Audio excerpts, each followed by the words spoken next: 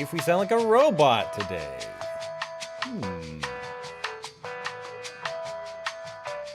We do not sound like a robot today, so you know what that means.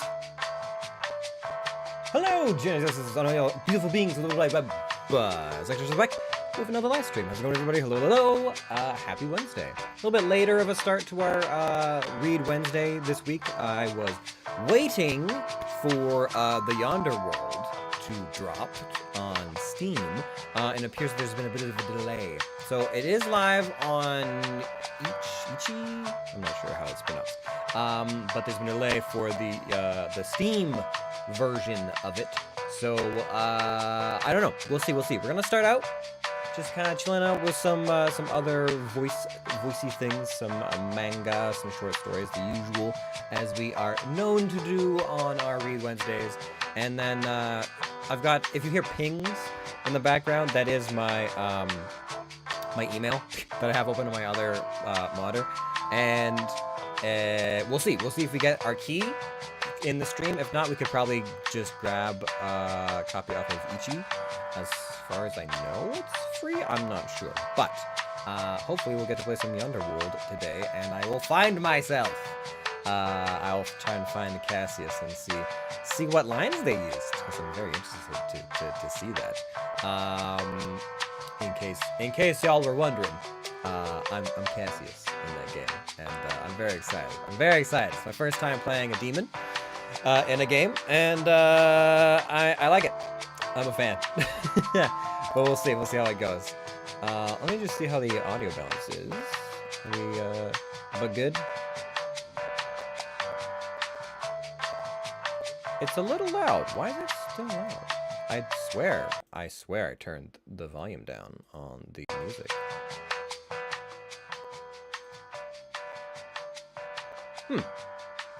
Alright, well, whatever. Anyways, we're gonna hip-hop happening into some stuff. So, welcome everyone to Read Wednesdays. This is a very, very chill stream, not, well, I mean, I say that, and then I read stories that are full of battle cries and screams and murder and stuff, and I'm like, yeah, chill stream. Good old quiet times. But yeah, welcome. I hope you enjoy, and we're going to hop into some stuff. I'll try and make sure that all audio is appropriately balanced, because I do have to flip through a few things depending on what we're doing. But if at any time things don't sound right, please let me know, and I will endeavor to fix them as quickly as possible. Yes. Now, I do want to try one thing. If I turn on my mic input and the voice input, is there an echo? Or can I actually get away with having both? Can I get away with having both? I'm curious here. Ooh, yeah. There's an echo. Alright. Good to know. Okay, so, we don't. We don't need the champagne music anymore, that's fine. Let's go over here. Now, I'm trying to remember where we left off. I gotta open up my, my tabs here and get us into some stuff. So, actually, let me just check. Let me check Ichi real quick and see if Yonder World is on here. Yonder World, search. It is up.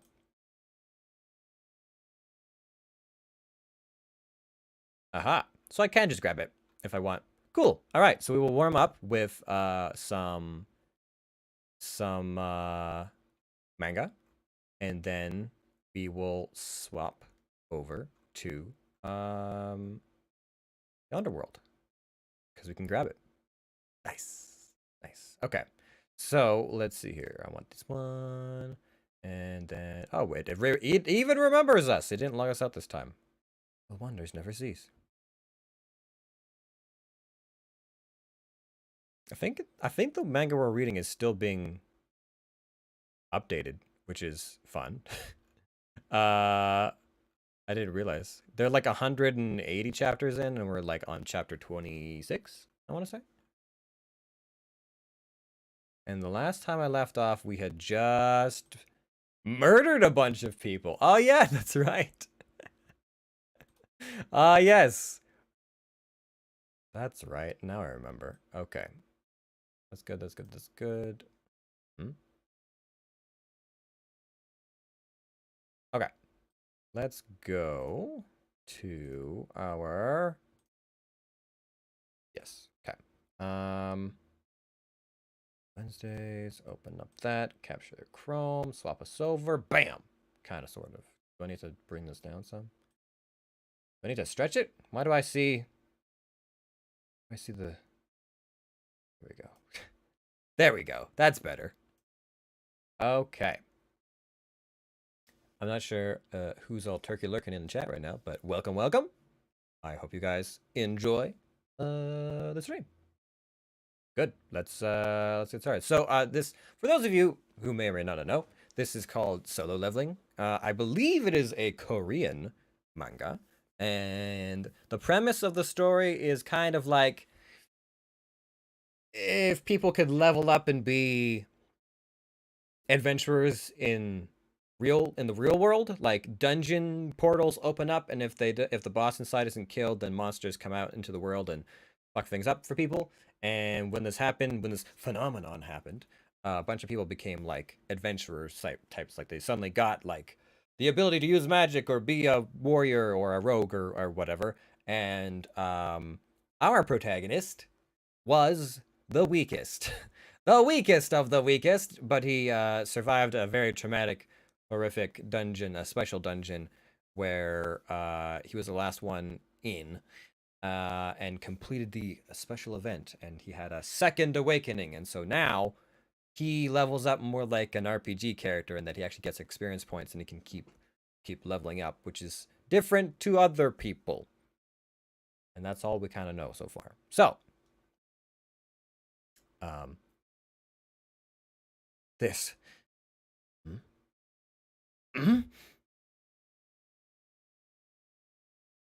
Oh yes, hold on. Let's get some tunes. I have park ambience. City Park. Okay. There we go. Good. Why are you suddenly following me out to exercise? You seem to be on your high horse lately. It's not good to sit on at a desk for too long anyway. Don't fall behind.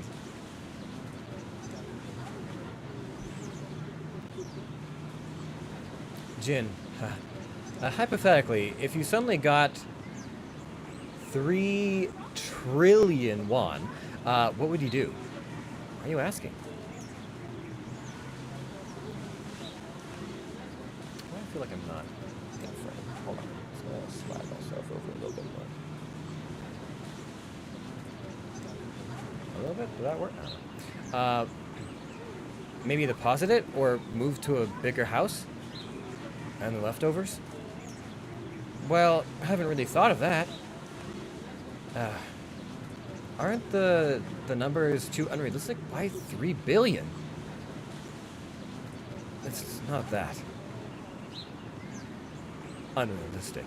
Hey, brother, wait for me! What the heck? A hunter is a hunter, though. 3 billion.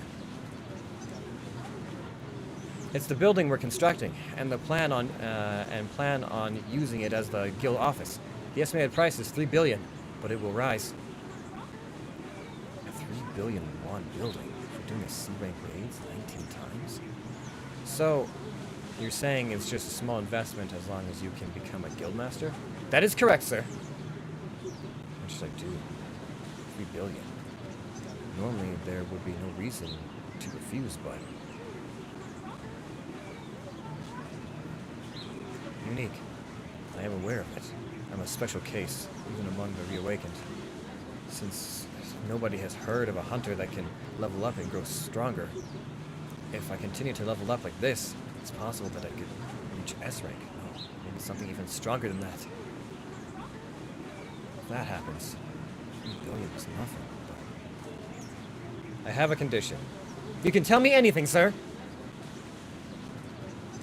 You and me. We two. No one else goes. Sir, if I'm not misunderstanding, we have to clear C-rank dungeons by ourselves. Is that what you're saying? You understood You understood perfectly. But to enter a C-rank gate, there must be at least 10 members. If we offer a reward just for filling up the head count, there'll definitely be people lining up. We're using the method that Hyundun Suk used.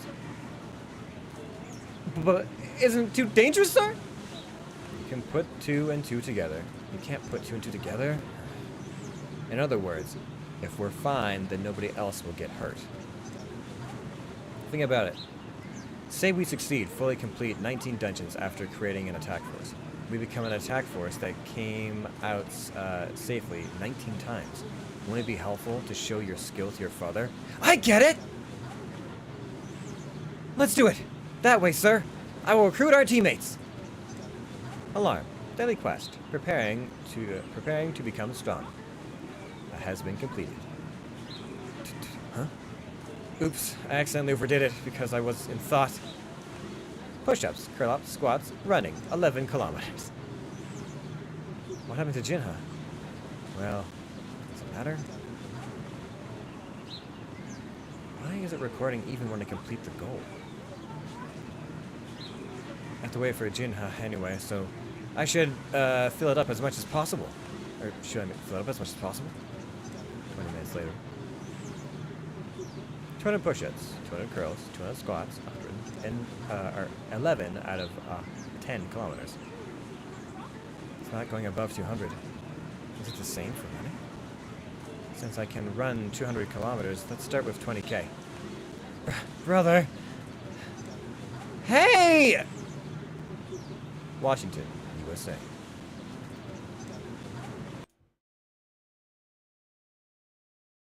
Fax me the information, the 2 survivors. The number is... Mr. Huan, what are you doing at this hour? Lola, can I ask you something? Yes, anything. What happens if I kill someone in Korea? Are you serious? Korea has not yet concluded the Indian Treaty of Criminal Hunters. Since you are a hunter from America, you will receive a trial in America, and there's probably won't be much hassle with the government due to the negotiations. Thank goodness. Some bastard killed my brother. If I don't at least catch a glimpse of them, I won't be satisfied. S-rank hunter, Huandun Su. Scavenger Guild. Brothers, 7 squad members all died and the other 2 came out alive. The survivors' ranks were D and E. Bro isn't the type of person to put his life on the line for weak teammates. Also, they were fillers, not normal team members. They must have set up a trap and killed him! That's why I told you that you can't do anything without me. I have to visit Korea for a while. Can you empty my schedule? But, Mr. Huan, if you leave so suddenly, the guild will become paralyzed. When can you free some time? Around 2 weeks from now. 2 weeks. I don't even have time for a proper funeral. Okay. Empty my schedule after that point. Do you think it will be okay? More than anything? I wish that those bastards are still alive, even after 2 weeks. D-rank hunter, Yo Jin Ho. E-rank hunter, Jin Woo.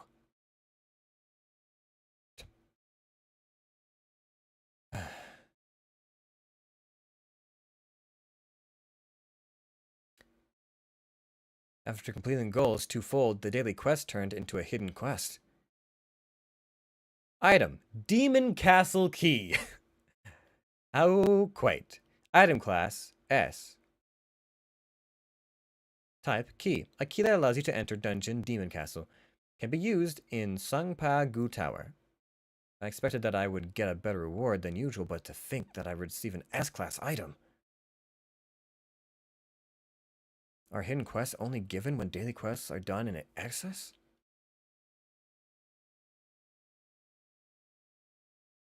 Hmm.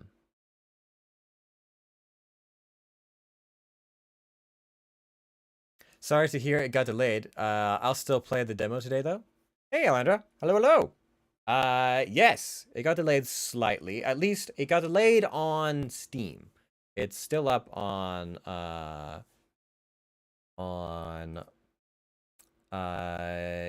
each.io. You can download it there. I already found it. So it is available, but just not on Steam. So, but we're gonna check it out after we read a couple of chapters of this. This is like my warm up. Plus, I had a lot of fun reading this last week.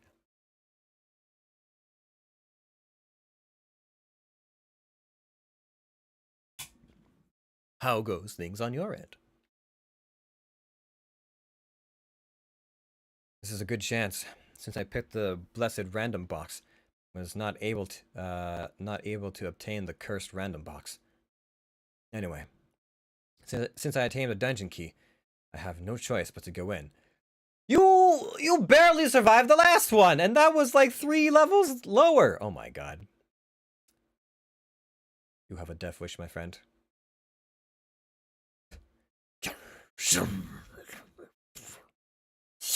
Wait, are the buildings on fire? If a key's rarity is proportional to the dungeon's difficulty, this dungeon is S rank. The chance of my survival is 0. Then why are you going in? Of course, there's no indication that the item class is equal to the dungeon's difficulty. While on the other hand, an instant dungeon entered with a party of E was as easy as an E rank gate dungeon. Then what do I do if the rarity really indicates the difficulty of the dungeon? I have the Hearthstone that I didn't use in the last instance dungeon, so if things get dangerous, I use it right away. The only thing I can do right now is try my best. From now on, I have to clear C-rank dungeons with Jinho. I must know my current strength. If I give up because I'm scared, I can't become stronger. Hell's Gatekeeper. Kerberos. Okay, cool. I'll become much stronger. Can't lose my life in a place like this. And level up even more. I think we're in trouble.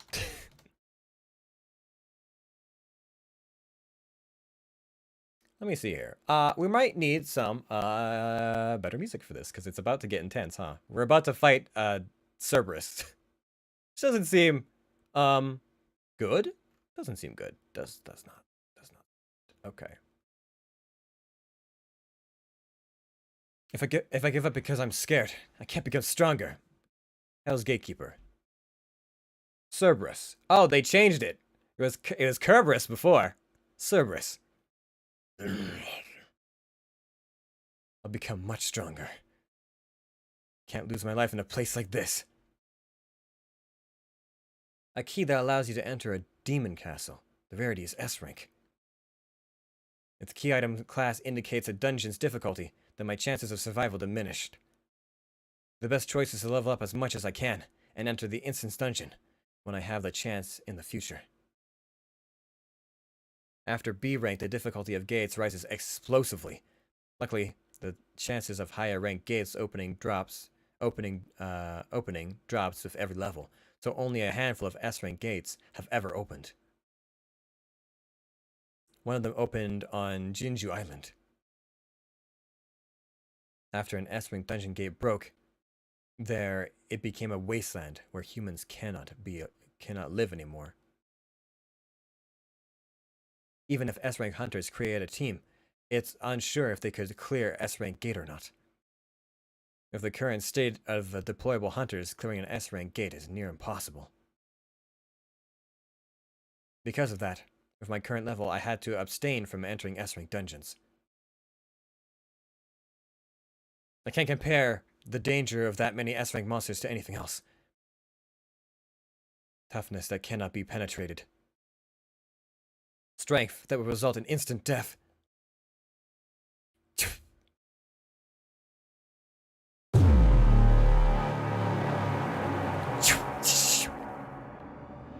So, I wondered if my attack would work on those monsters on another level. I was simply curious. Title, Wolf Slayer. Buff effect is activated. Skill, Sprint was activated. Movement speed increase by 30%. 1 mana will be consumed every minute. Skill, Bloodlust has activated. Alarm. Enemy resistance was too high to effect. The effect was cancelled. It's not working. It's a good matchup, looking at my skills. I want to turn this down, actually.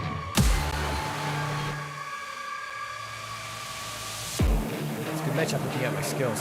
My attacks don't have an effect. To think that the difference is big even with the title buff. A title given to those proficient in hunting tools. Your stats will increase by 30% in face of these type monsters. So that essentially is different.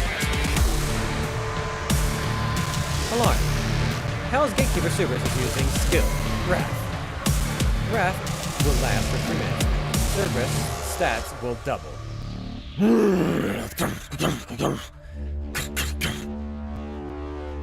The system tells me that the gap between us and the enemy and I... Cerberus did not feel any pain.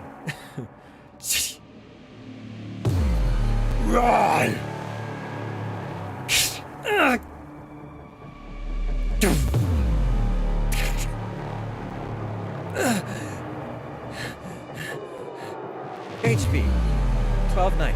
HP 726. 6. HP 411. Continuous warnings. As your health is below 30%, skill Perseverance will activate. Damage taken will be reduced by 50%. Even in a dark situation, it will help us as much as possible to make sure the player does not die. Because it is problematic for the ideal player, Sung Jinwoo, to die. I can do it! This is different from a normal reawakening. If I became someone's avatar due to the system, I can do it. To exceed that person's expectations. Devour the system. Reward number 1. Condition feeling accepted.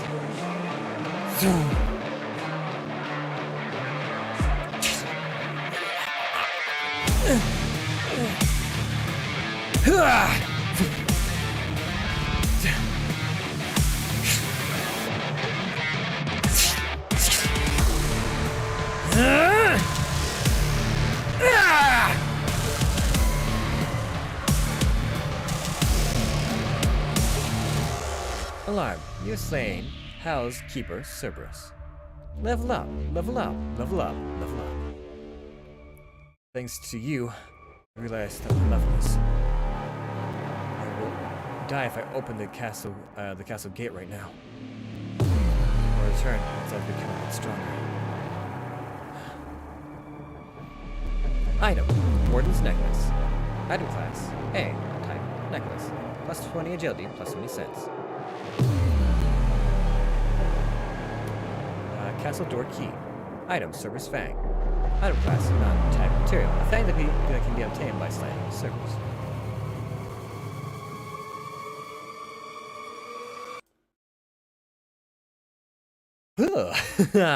Oh man, I love the boss fights. Especially because I also love that music just in general. Let me see here. Do we have some street ambience?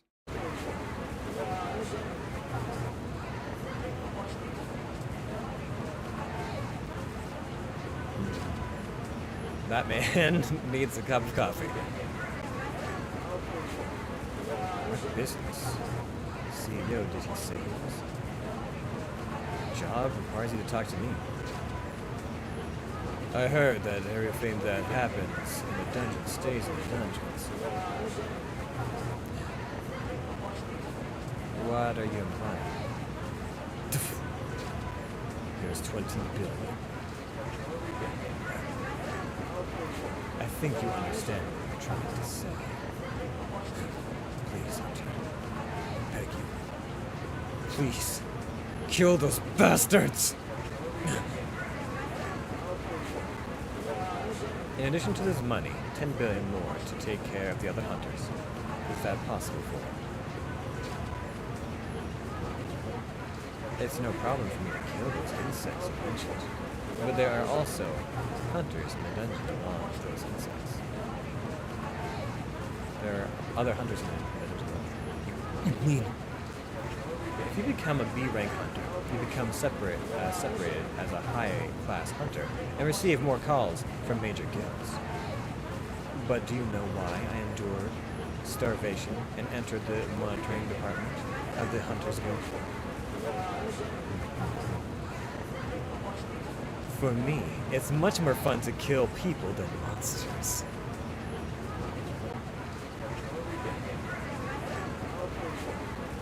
Who are we killing?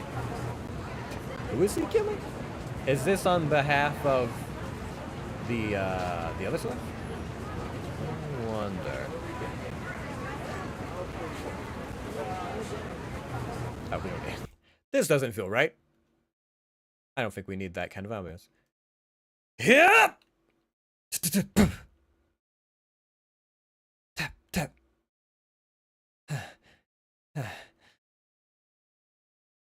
Master, you're skilled as always. What do you say?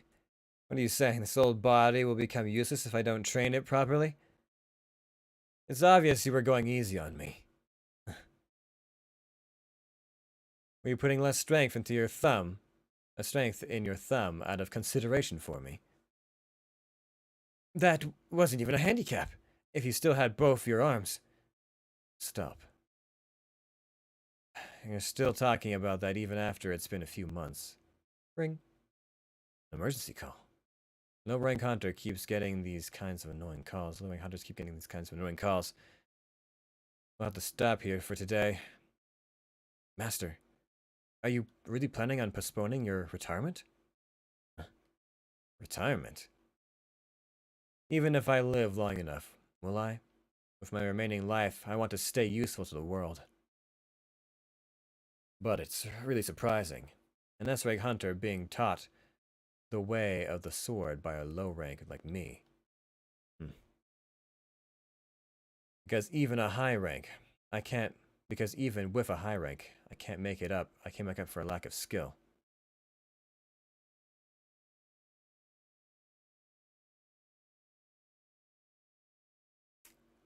I think, yeah, he was in the original dungeon before he got ripped. D-rank dungeon this time. Because my awakening didn't affect my strength. My sword doesn't work on monsters. Even a swordsman like me can awaken as a magic hunter. The sword skills I've learned over the past decade have no use for them in the dungeon. What's the reason for it?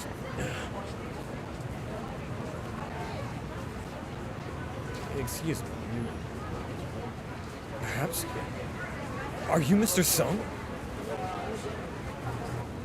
Mr. Sung? Chiyu? I didn't recognize you at all. I can't find a trace of your old self. You've changed so much within a few months. What happened to you? I shouldn't have said that. But wow. A torn leg. When I came to my senses, I was fine. Even I'm not sure what really happened. Great spellcaster Kalai's blessing. Yes.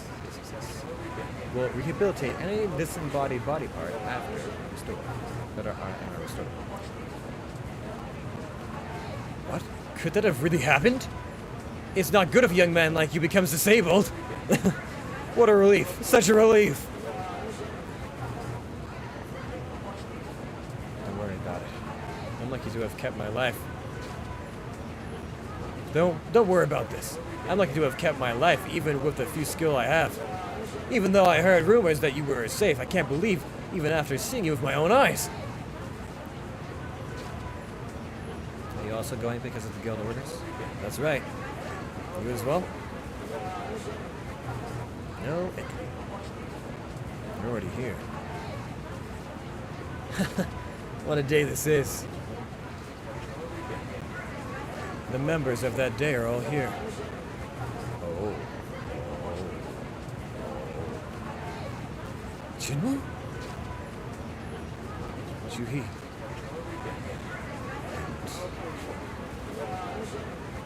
And Mr. King sang shit. The day we ran away, leaving us. That day he ran away, leaving us behind. Leaving us and Mr. Sun behind. He must not be happy to see us, as he even pointed a sword at me to use me as a sacrifice. Even I love Sun. Don't have any right to speak. I see it didn't think this through. My arm! We all... I'll just start moving. Returned alive. Jinwoo? Are you really Jinwoo? You changed so much, I almost can't recognize you. I'm a bit late. Wait, why? I looked for you as hard as I could. Why now? Why did you grow so much? Your leg should be in bad condition. Your leg. What happened to it? That... What a romantic atmosphere. Is somebody filming a drama here? Why are there convicts? Why do hunters date each other these days? Shut up, you fools. This isn't a picnic. Take care of us today. What is this? Sorry for being late. You two are summoned hunters Jinwoo and Sung Chi-yul. Oh, that's a completely different character. Sorry for being late. You two are the summoned hunters, Sung Jinwoo and Sung Chi-yul. We'll go through the procedure first. Wait, what's going on here? Oh, those people? They are rehabilitators that will join the raid with you hunters. Rehabilitators? You telling us to go on raids? Tell us to go raiding with criminals? Even if they are criminals, they were hunters in the past, and it's not rare for hunters who committed a crime to serve time in a dungeon to reduce their sentence. My God. Please understand, hunters in this area have diminished significantly, so we have to resort to such measures. Also, the monitoring department, Hunter Gang, Tal Shik, will participate in the raid, so don't worry. The rehabilitators are all C-rank hunters. Hunter Gang Tak Sik is B-rank. Approximately 10 C-rank hunters are needed to beat an average B-rank hunter. Something feels off. Juhi, please drop out of this raid. How about you? I'm going. Then I'm going too.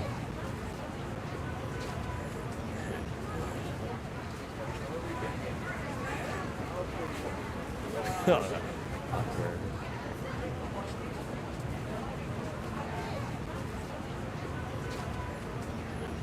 Are they really telling us to go in the way with these guys? Let's see. I guess we're all going together then. This is probably fate as well. To the dungeon. Do we think One-Armed Man is gonna get another awakening? I feel like he is. Or something. Something's gonna happen. Something's gotta happen. This seems awfully sus.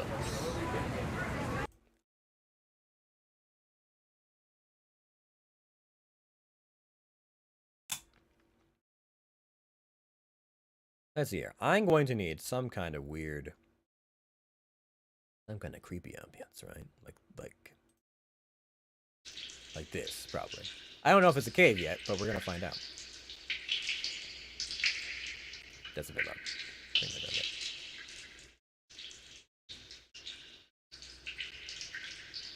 a bit. Whew, that's better. Are you allowed to treat us like slaves? Are you allowed to treat us like slaves, huh? Shut it. I'm Gang Taisek from the monitoring department. You heard the explanations. I'll be keeping a close eye on them, so don't worry too much. Who will lead the raid today? I'll do it. Then I'll leave it to you. Are you okay with being the leader? Are you okay with me being the leader? Of course. Thank you for giving me another chance. Mister? If it was my fault, if it was my fault that 11 people died, then it was thanks to you that 6 people survived.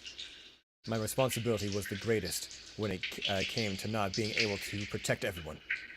When I bow, I'm thanking you in place of all those hunters. So, thank you. Mister, raise your head. Kim, you have no complaints, right? Even if I lead this raid?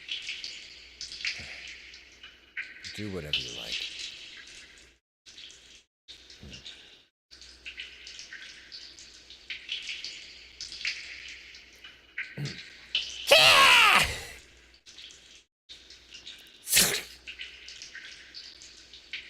I'm not sure.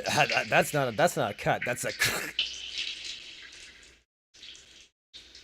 Do they want to get beat up?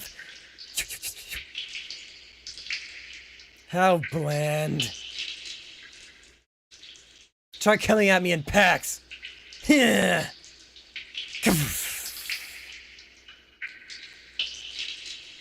can't see who's the monsters. I can't see who's the monsters and who's the human.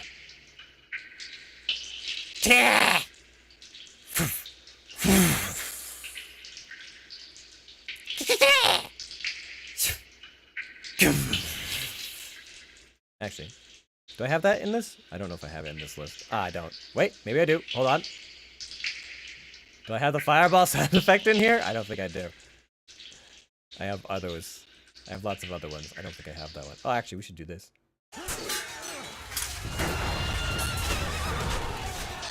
Sanchi-Yul. Oh, man. I don't think he's a normal student. Kim, is it fine if a swordsman swings weak like that? It seems like you act the leader as always. Let's be positive. All the survivors from that incident are now reunited. It seems Sung has improved a lot. Where did you get such a good dagger? It's strange seeing the bare-handed Sung suddenly use a dagger. Is that so? That's right. I didn't need to heal you even once. Are you sure you didn't train in martial arts while you were gone?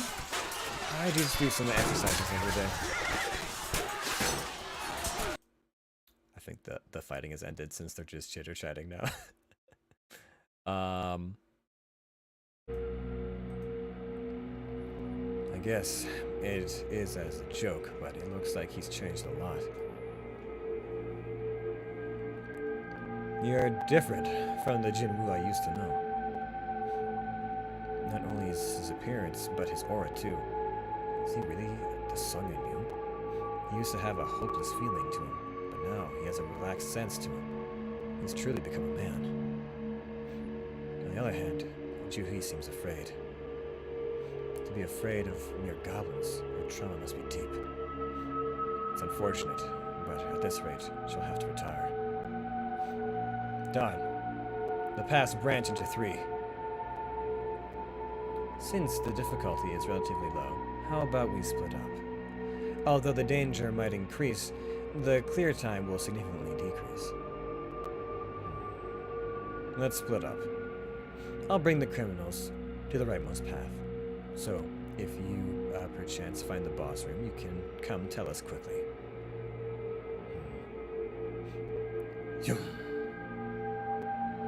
Mr. Sung Chi-Yul, let's go to the left path. Sure.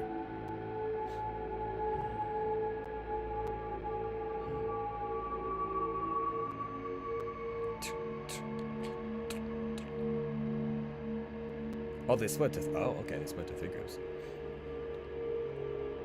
The boss is at the end of this path. Since goblins don't give much experience, I'll have to at least kill the boss to obtain some more. Or more than that. That guy from before. He's worrying me.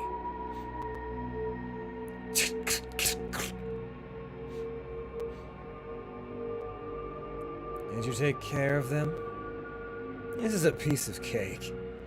They're weak. Mere goblins don't even stand a chance against me. Goblins usually have lower strength and health than a grown man, and their size and intelligence are those of childs. But they're annoying foes who sneak and attack swarms their target. Of course, even if a weapon to a human child, they will be just as annoying. Because even a child can kill a person with a weapon. In reality, countless child soldiers are armed and attack people on the other side of the earth. There's no difference between humans and monsters. They're both insects. Can you guys kill children? What boring questions are you asking us? That's right. It's a boring question. You will meet 100 children in the dungeon from now on. What are you saying? Why are there children in a dungeon? The children are starved, so they will eat all your flesh. Can you kill those things? Of course. Kill them? We can kill them. That's right. The answer is that you have to kill anyone to live. I have to report it like this to the Hunters Guild. You guys. Here.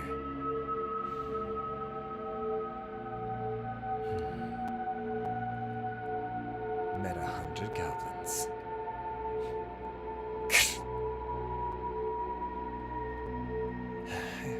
If a goblin is this easy, it's doable. It would be good if the raid entered if nothing major happened.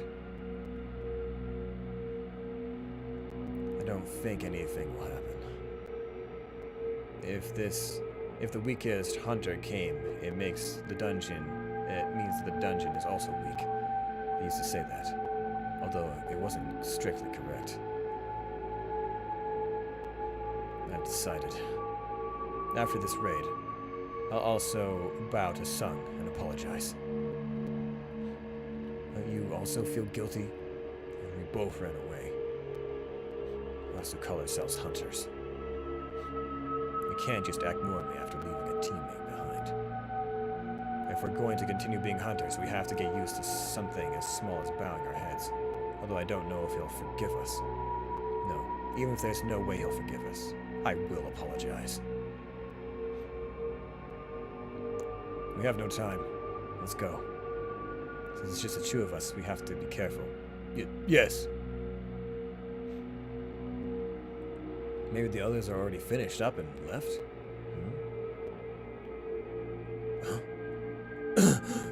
What? Something has gone horribly wrong. And I can't wait to find out what it is.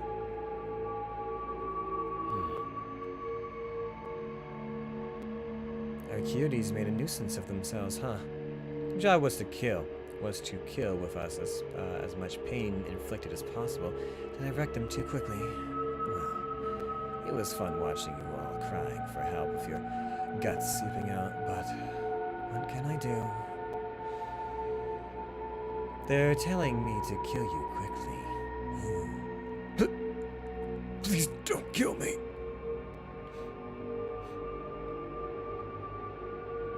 The one who went in that direction didn't finish yet, right? Huh? This! What?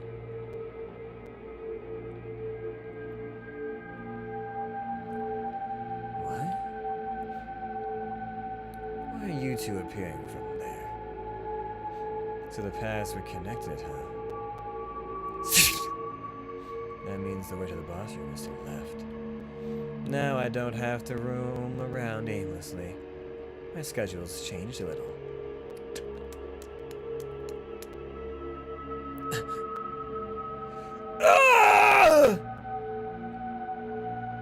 Extreme killing intent. Mr. Sung Chun-il, let's go back! Yeah, let's go.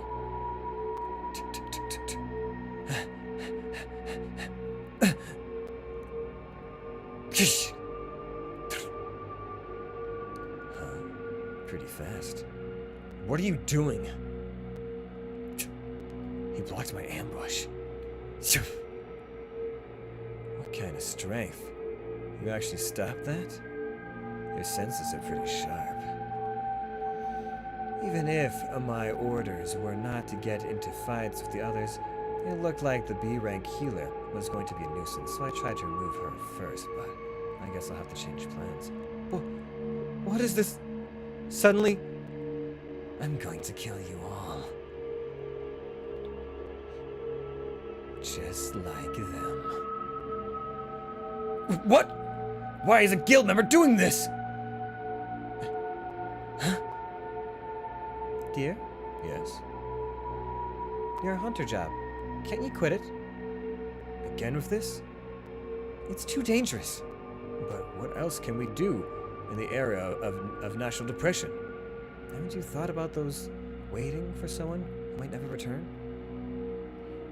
Still, better than earning meager amounts in some construction site. The Hunters Guild won't order us low tiers to raid high-level dungeons. Alright. Considering how our first child will go to middle school next year and the second will be attending preschool, sorry for bringing this up again. Don't worry. I know. Stay strong. For our little one. For a little while, okay? Alright. I love you. Dad? Why are you a hunter? Our second child is asking random questions now? The other kids are all fascinated about how my dad's a hunter. Dad, does that mean you're stronger than all the other dads? Of course. Daddy can even take down monsters. Wow. Daddy's as powerful as I thought. Yeah, Daddy's strong. Only 1 out of 1,000 were awakened, and only 1 out of 5,000 awakened were above D rank or higher. Many lives rest on our shoulders. 1 out of 5,000. Even though I'm a hunter.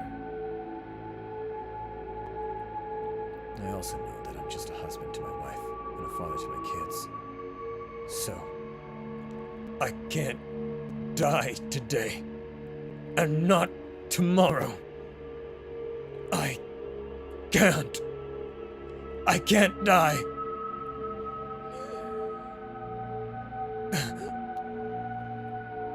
Mr. Kim, Sing Shik.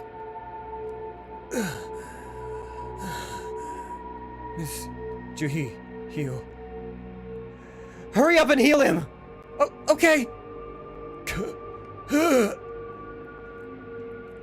No, you can't save me anyways. You can't stop. I lost too much blood. You have to live. You said you had to live for your family. You have to. Live, no matter what. So that I can hate you. I'm sorry. I really am. I didn't want to apologize like this. I wanted to apologize with my head down. If I put my head down now, I'd die.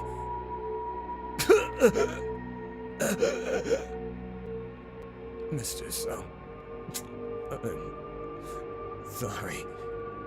Really sorry.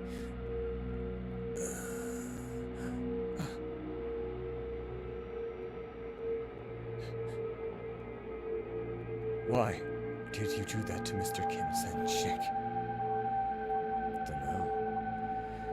Could have been monsters. One day a gate opened and monsters overran the hunters. It's a natural catastrophe.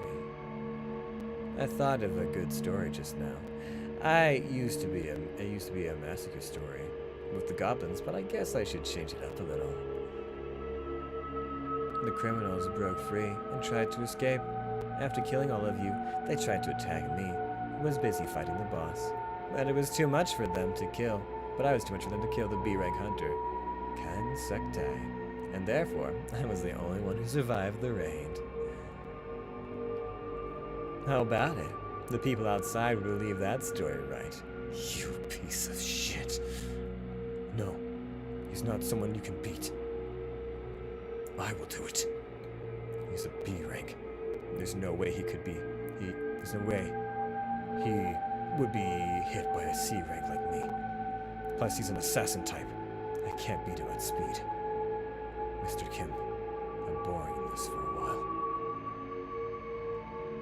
Well, he probably has a weak defense. Who knows what'll happen if I'm able to hit him once with magic.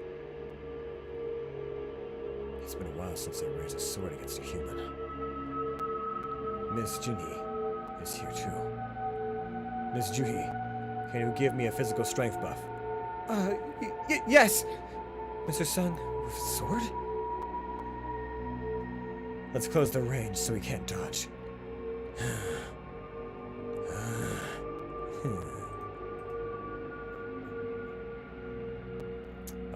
Where is it? Where is it? Music, music!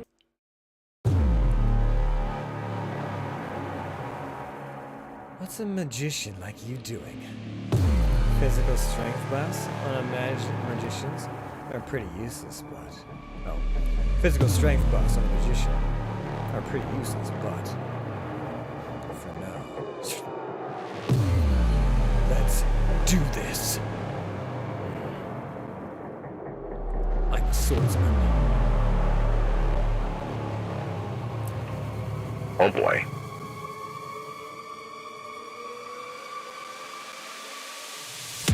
Physical strength buffs are pretty... Strength buffs on a magician are pretty useless, but... For now... I'm a swordsman.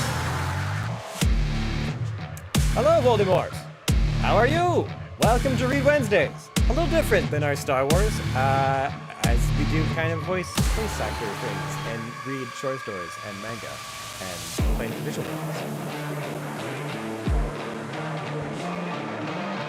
How are you? Good, super cool. I love manga. Nice.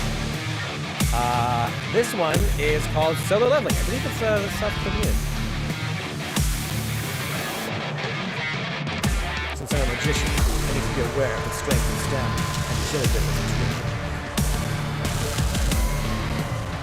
Even without being protected by this journey, it's like instantly a car engine on a bike and pedaling as hard as I could. It's like a steep downhill. If I don't control my speed and take a huge curve, I'll probably die.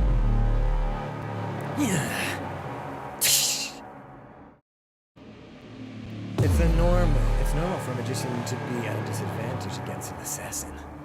It might have been a good idea to bring out a weapon. But in the end, you're just a magician. If your physical levels couldn't even reach D rank, would holding a weapon even make a difference? It certainly does. Your movements are good. Although you were buffed, I feel a lot of practice in those moves. So if I caught up with him, if I could go just a little faster. Fast and precise, pretty cool.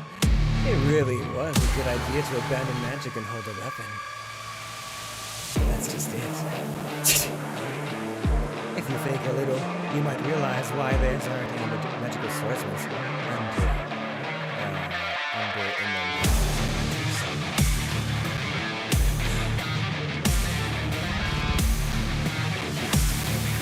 I can't. I'll eliminate you as fast as I can. How dare you show your back to a swordsman? You're down too much. Looks like you're not just a regular old man. I may not look like it. I may not look like it, but I have a S-rank student. Even if my body can't keep up, my skill will!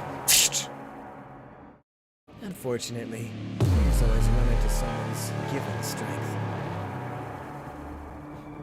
Huh? Did you actually think that images can follow assassin's speed? Such naivety. If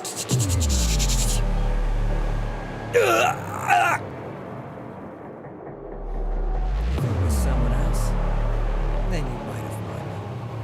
My rank itself is superior to yours. A magician who probably can't even see my movements. Mr. Sun! Yeah,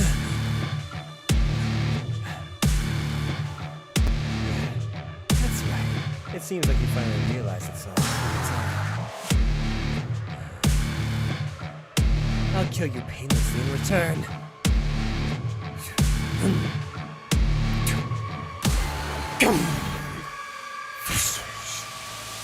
Did it work? A magician like you acting like a swordsman to hide his magical skills.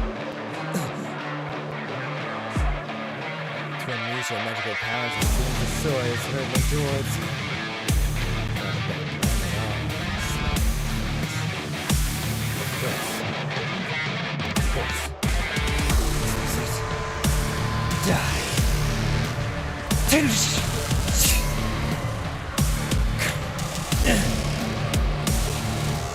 You again? Who are you? What's your rank? Sun Jin Woo. E-rank. An E-rank? That can't be. So, how did you... If you were power type, then unleashing that kind of strength would have been possible. Strength would have been possible for even a E-rank. However, seeing your reaction speed just now, you're not normal. You did block my attack 2 times after all. Then, an assassin type? No, that's not it either. You've been hiding your strength, haven't you? A fake ranker? No, it looks like you've known me for a long time, so it can't be. There's no way a fake ranker would let anyone who saw their real power live. There's only one answer. You've been reawakened. Mr. Sun? Reawakened? By their reactions, you've reawakened recently, huh? Thinking about it recently, my boss did see something because he thought he was wrong. It seems like you have a little experience. You have little experience in being a hunter.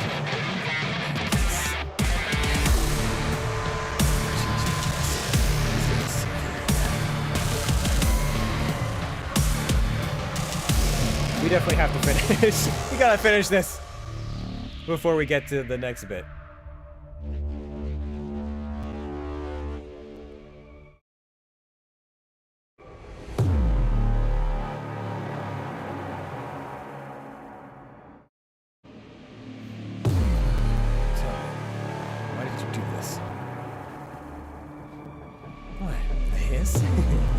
Killing the prisoners. I mean everything. Oh. That's pretty damn scary face you've got there. Lighten up. It's not like I'm doing this for fun. I heard that everything that happens in a dungeon... I heard that everything that happens in a dungeon stays in a dungeon. There's 2 billion won. I think I understand what I'm trying to say. Please, Hunter, I beg you, please kill those bastards. In addition to this money, 1 billion more to take care of your refugees. Is that possible for you? Why are you doing this? When you find a piece of trash in the street and feel uncomfortable, you don't pick it up. No. You pick them up and throw them in the trash. It's impossible for you to just be done.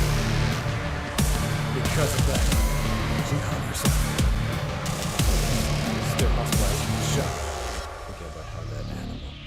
freely roam the streets after a few years despite what he's done. He doesn't let me sleep at night. I understand. I will provide adequate service regularly through that, so don't worry. I can't just refuse a father whose daughter was maimed by these criminals. Manhandled. I tried to refuse by raising the price, but he accepted it right away. Although things have become like this, I don't want to guys. If you promise not to speak of today's incident, I will let you go. You may say that, but your expression tells me that you want to teach us a lesson and show us who's superior now. I had no intention of believing your words in the first place. There's no reason to believe someone who was creating random stories about death moments ago.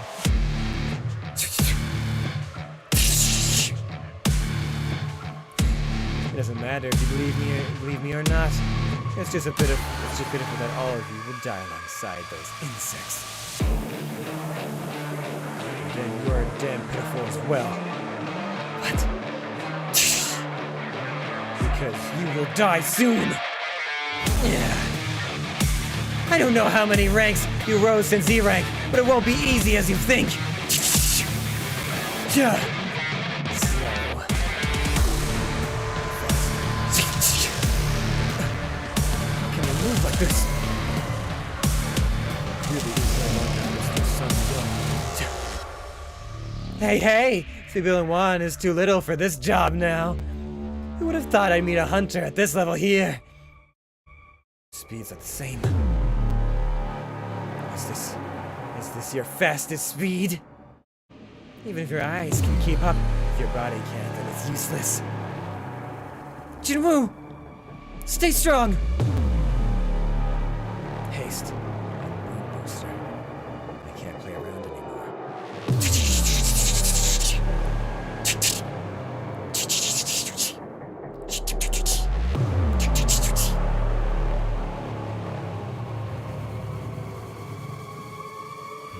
Even if I have similar specs and skills, our differences in experience is too fast. And that difference will lead to your defeat. If you're gonna protect your healer, then do it right.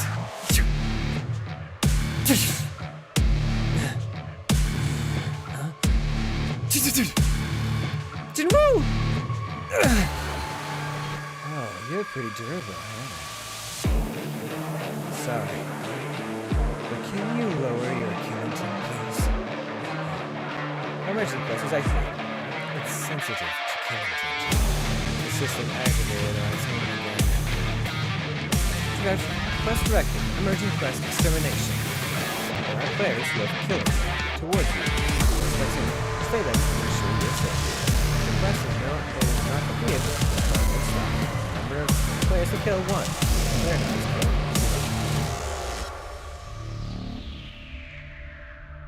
Coming. I'm holding the advantage. What is he thinking?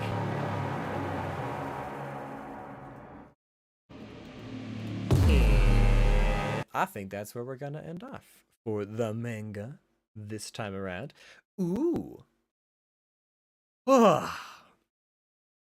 Fun. I don't know. There's something about reading while having some badass music in the background just like fuels me every time. It really lets me release my inhibitions and just go all out for it. Maybe I'll try that in the future for some audition stuff if there's a character I really want to like nail an emotion with. Ooh, that's such a good idea. Interesting. Okay, we're gonna swap games now. We're gonna change things up a little bit. Because now we're going to change something else.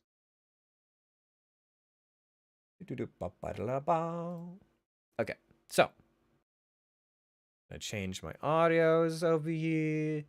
Can close this out. Okay, close this. Now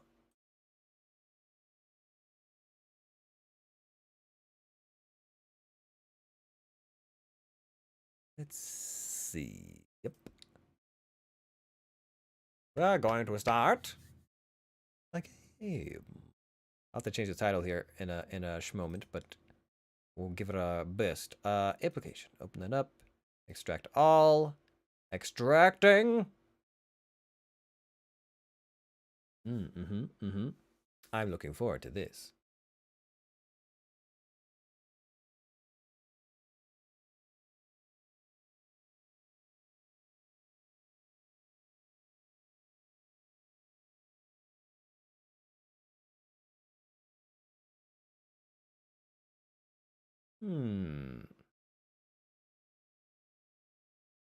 This is the full game and not the demo, right? I'm pretty sure. Although it does say it's beta, but I'm not sure. Anyways,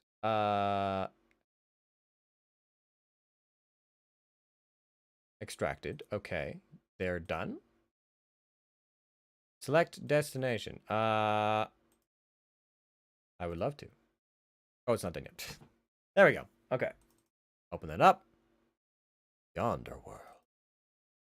Yonder World. Wait, actually, hold on a second. That has more bits. Open the one with the more bits. Open the one with all the bits.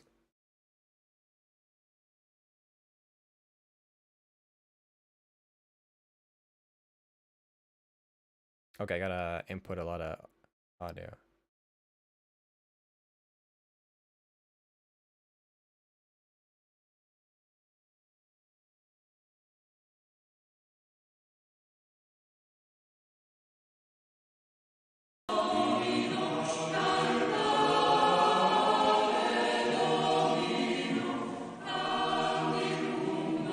Okay. Okay, it's a little loud, I know. I'll have to turn the audio down some, but what the hell? This is more than I was expecting, music-wise.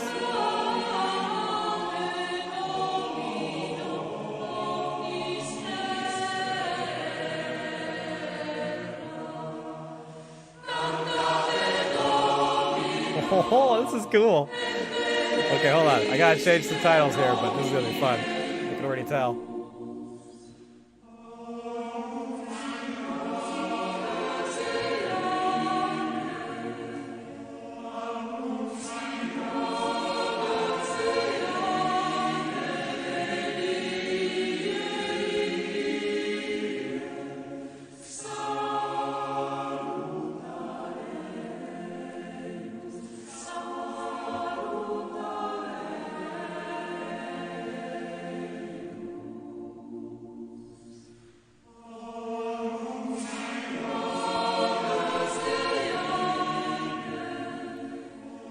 Yeah, okay. That seems like an appropriate title.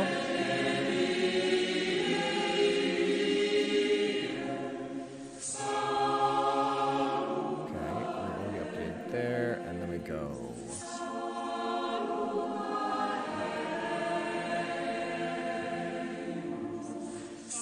Nice! It exists on Twitch. Hell yeah. Hell yeah.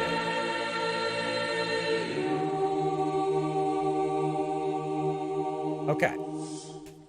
That's been updated. That's been updated. Audio is working. Mic is working. All lights are green.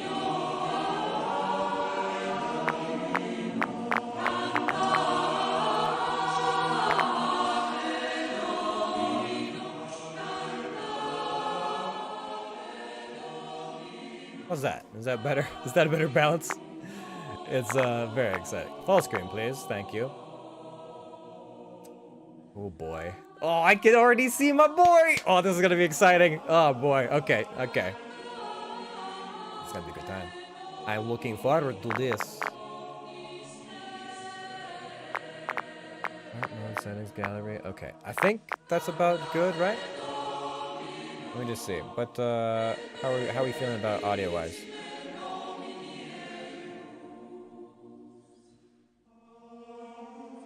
Okay, that's not a bad balance.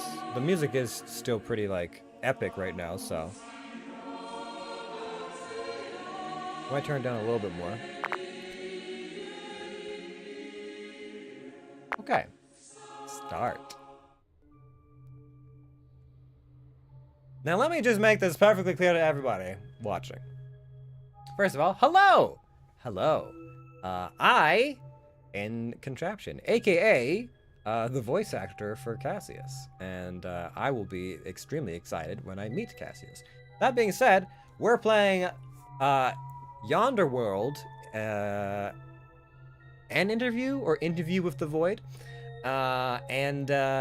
I don't actually know that much about this game or the premise of it. They didn't necessarily share that, and I didn't go out of my way to look, because I want to be pleasantly surprised, and I'm already liking the audio.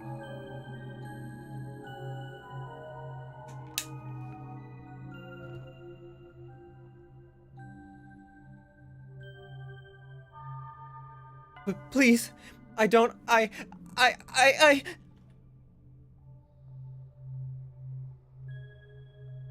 How bold of you to intrude upon my realm unannounced.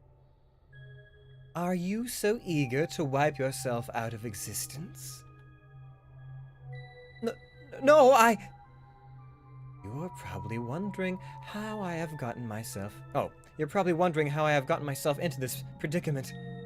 Well, in all honesty, I'm not sure myself, but in order to understand my situation a little better, we have to go back in time. This clipboard belongs to Velas? I mean, I can't rightly put Cassius because that might get confusing, so. Report to your superior, 7 a.m. West Wing. How today? Okay, we'll just put down Contraption for now. This clipboard belongs to Contraption. Day 1. Hi. Oh god, I should have probably stuck with Velius, huh? Or Velas. My name is Contraption. Reporting for duty. Today is my first day on the job. Well, not just any job. I have been selected to be a junior scribe for the Archangel Raziel, Keeper of Mysteries. To work at the Heavenly Archives has been a dream of mine since before I could read. As soon as I heard there was an opening, I rushed to apply for those positions. To my immense excitement, I got a call back. Waiting in a line of fresh-faced, eager recruits, just as myself, I can barely contain my excitement. I bounced on heels a little, trying not to break decorums.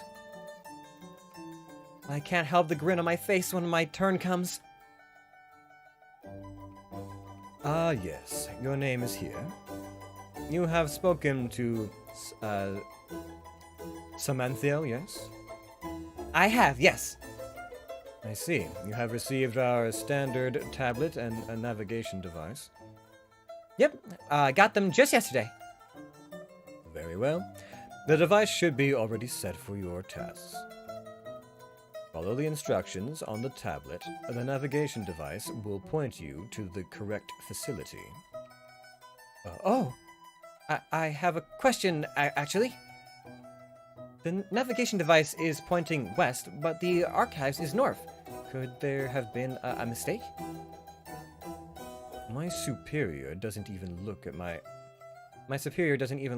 my offered tablet. That is right. Your task as a junior scribe is to catalog and sort the archive's new storage facility. Oh, I see. Well, I thought... All instructions have been loaded into your tablet. Have you not read them?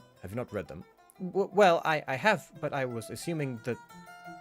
Good. Please get to your designated position. Storage is in the same building. My superior has already turned to the next recruit in line. Before I could finish my sentence. Feeling rather off, I sigh and look down at this set of instructions on my clipboard. It looks just like any other ordinary office supplies. On the other hand, but with a single tap of the quill on its parchment surface, any information required would appear immediately. Well, Any preloaded information, that is. Junior Scribe, Velis, Duty Day 1. Sighing again, I flicked at the compass pin at the edge of the clipboard. The arrow doesn't even budge. Let's get this started then. The navigation device takes me to a building that I have never been to before, filled with long corridors and closed doors, none of which are a place I'm supposed to be. Is this thing working properly? I'll be late if I don't get there soon. The navigator continues pointing forward, while the tablet only shows the remaining distance to a storage facility. For a magical device, you sure are unhelpful. All necessary information is listed below. Is it though? This isn't even an archive building! Clipboard. Negative. This building has rooms and floors belonging to several sectors of the heavenly bodies. I'm just saying... forget about it. At this rate, I really am going to be late for my first day at work, and I can't think of anything more mortifying than that to go on my permanent record. This definitely isn't what I imagined it to be. I have been to the Celestial Archives before, the section available to my age group, of course, and it was always been my dream to work there. I knew having a job at this place wouldn't be the same as just visiting. But as long as I'm surrounded by such a wealth of knowledge, I wouldn't mind the duties coming with it. I am an angel, after all. Tending to our given duties is... how would mortals put it? Tending to our given duties is our lifeblood. But this is unexpected. Perhaps it was presumptuous of me to think I was going to be placed into the archives itself. The job description didn't specify where I would be working, just my tasks. Though cataloging the archives properties and taking care of your adjacent facilities can be rather misleading. Definitely didn't expect it to be an entirely different building for sure. In the end, I have to step outside and flag down the passerby for help. Passerby Angel.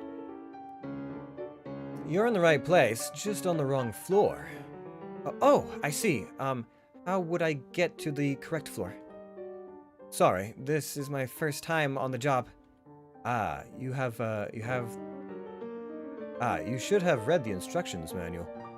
Despite wanting to scream that the gear never came with an instruction manual, I swallowed back my words and as he points me in the right direction. And the room should be the first on your right, room A5. Thank you. No problem. If you have some time, you should read through the manual. Here. He casually plucks out a quill from my hand and taps it on the navigation device. What seems to unlock something, and the tablet's surface gleams with lines and instructions. So that's how it works. Thank you so much. Thanking the angel profusely, I hurry off to my destination. With the instructions and now knowing the how to operate the tablet, I managed to find the room pretty quickly. This hall is devoid of angels, unlike the other parts of the building. Worse yet, it appears to be the lowest floor, where most of our natural light are obscured by clouds. I could see several rooms down the corridor, but the lack of sound leads me to believe that they're all empty. There's not even a supervisor, huh? And my question, the tablet surface ripples. All your progress and completed tasks will be recorded and sent to your supervisors. Oh, now you want to help. You are 46 minutes and 9 seconds late. Please enter and begin your tasks. Ah! Panicked, I stumbled through the door quickly. This doesn't look like a storeroom. Correct. This lot has been recently assigned to the Heavenly Archives to become a storage facility. Your task is to catalog room A5 inventory and arrange for furniture removal. Additionally, you have to clean up the residues, substances, and alchemical components from the test table and shelves. This isn't a job for a scribe. This is cleanup work. Incorrect. As a junior scribe, your duty is mainly to catalog and archive properties and report your assigned supervisors. But this stuff is to be cleaned out. Look at this place. It's half a knuckle deep in dust. If there was anything of value here, then someone would have taken care of it long ago. Wouldn't it be quicker to just throw out everything? Incorrect. That would be a waste of potential resources. As a junior scribe, this is your given duty. If you have further objections to the task, you may turn in the items assigned to you at the Heavenly Archives Apprentice Recruitment Department on floor AC22, room 53, desk. All right. I get it. I'll get to work. Tell me what I need to do. With a tap, a list appears on the clipboard. I balk at how long it is, though don't dare to voice myself. Should the stupid device report me to my supervisors. I'm not supposed to do this in one day, am I? Negative. The tasks assigned for this room are estimated to take up to a week in total.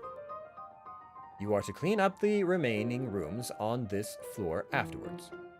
The other rooms as well? Correct. Would they take as much time to clean as this one? Are they all classrooms? Negative. Each room has its own estimated time, and correct. How long will it take to clear the entire floor? Estimating 3 months, 2 weeks, and 5 days. Almost 15 weeks? Alright, I'll just start with this. Yeah. Oh, we gotta start with the lab, dude. Clean the classroom? Nah, clean the lab.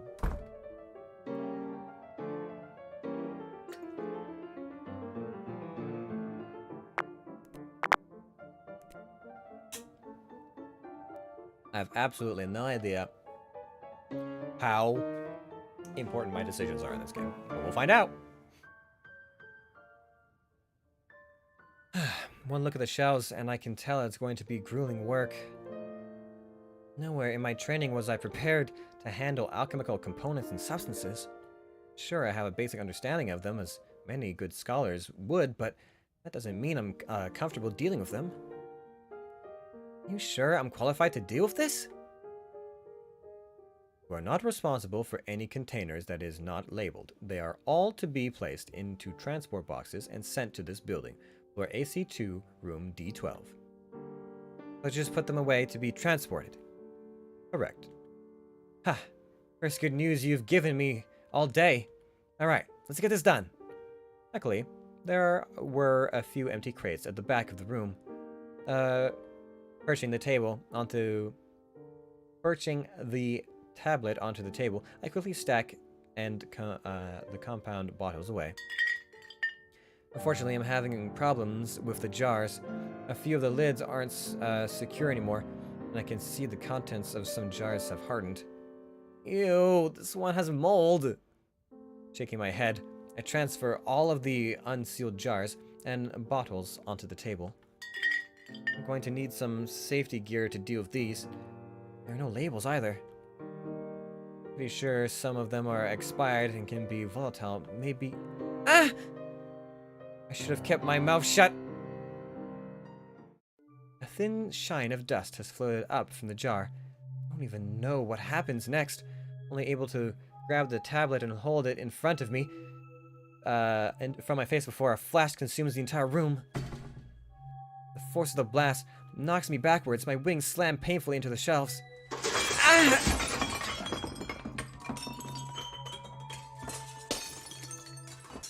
Entire bottles rain down on me, and I raise the clipboard over my head, screaming as a horrible pain shoots through me. It's a terrible sensation of being torn apart into a million pieces and stitched back into an incredibly dull needle.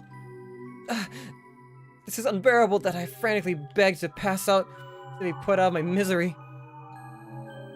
I don't want to feel anything anymore. Please! Please! Help! Take it all away! Please! As if my prayers are answered, suddenly everything stops. A loud sob punches out of me. I curl to myself, shaking at the phantom pain. It seeks to take hold of my heart. But the temporal peace does not last for long. Oh, what do we have here? Opening my eyes, I freeze before the most terrifying sight I've ever seen in my life. Please, I don't, How bold of you to intrude upon my realm unannounced. Are you so eager to wipe yourself out of existence? No, I begin staring down my seething blue eyes. Being stared down by seething blue eyes and a smile that can burst the bravest of hearts. I can only clutch the tablet in front of me helplessly as my brain scrambles to find any answer. The tendrils of pure darkness that spread around the entity truly do not make it easier to think. Tell the truth, lie. Tell the truth? I'm so sorry. This has been a mistake. I didn't mean to intrude. I swear upon my halo. There was an accident and I was transported here. I'm so sorry. I'm being careless and alone and I didn't know what happened, but I'm here now and I'm sorry. I just want to go home. Is that so? Yes. You were alone, you said. And there was an accident, I assume? Yes, I was careless with some alchemical jars and some weird reaction happened and... Ah! Looking down, I realize the parchment is torn. While the navigator was all but fallen off. Oh no, my supervisor! Supervisor is going to kill me when she finds out. I'm going to get fired. I see you are in quite the predicament. Yes, I must make amends somehow. The solution is rather simple, I must say. It is? Indeed. A tendril lashes out, snatching the clipboard away. But that seems to be the last thing I should be worried about. Darkness weaves around me, pulling at my arms, my legs, my wings, plucking out my feathers, constricting around my body. I try to fly even though my fledgling wings cannot lift me higher than a few feet. Even if I could fly, it would have been too late. Darkness swarms my vision, snuffing out light, snuffing out sound. I struggle futilely, praying and begging for salvation. Pain sears through me, 1,000 times worse than before. This time it feels like my very soul is being ripped out, being filled with something so vile and terrible that no word can describe it. I scream, louder and more frantic than before, the feeling of blood filling my throat as it tears. I thrash, using every ounce of strength left in my body, feeling the utter terror of knowing I'm being consumed. And then, nothing. Your wish is granted.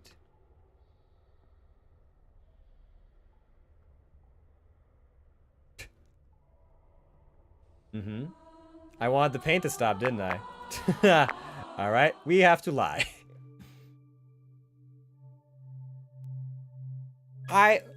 It's good. Now we have a good baseline for how this works. My lips tremble as I stare at the winding tendrils of darkness, feeling fear settle deep within my core. This creature, this being cannot know I am alone. Eyes wide, I glance down at my clipboard. Its parchment is torn. While the navigator has fallen off, my stomach spasms of panic, especially when I realize the shadows have crept towards my closer in my hesitation. I'm here for an interview! For a split moment, it feels like time itself has stopped. An interview? I do not know where that has come from, but a sense of brief halt in the being's hostility. I cling to the absurd lie desperately. Yes! You are very, very impressive! So, my supervisor sent me to conduct an interview with you. The silence that follows can be cut with a knife. I brace myself, ignoring the trembles that pass through my entire body, willing my eyes not to tear up as I hold onto the clipboard like a lifeline. Just like that, the shadows recede. Light enters the vast, cold hall. Candles lining the arching walls flicker to light. The change is so sudden, I can't bring myself to feel the relief. This is an interesting turn of events. It is? Indeed. The audacity, but I shall indulge it. I have just run out of books to read after all. What is charm meter? Oh. Is that character meter? Or, oh, okay, alright, yeah, uh-huh.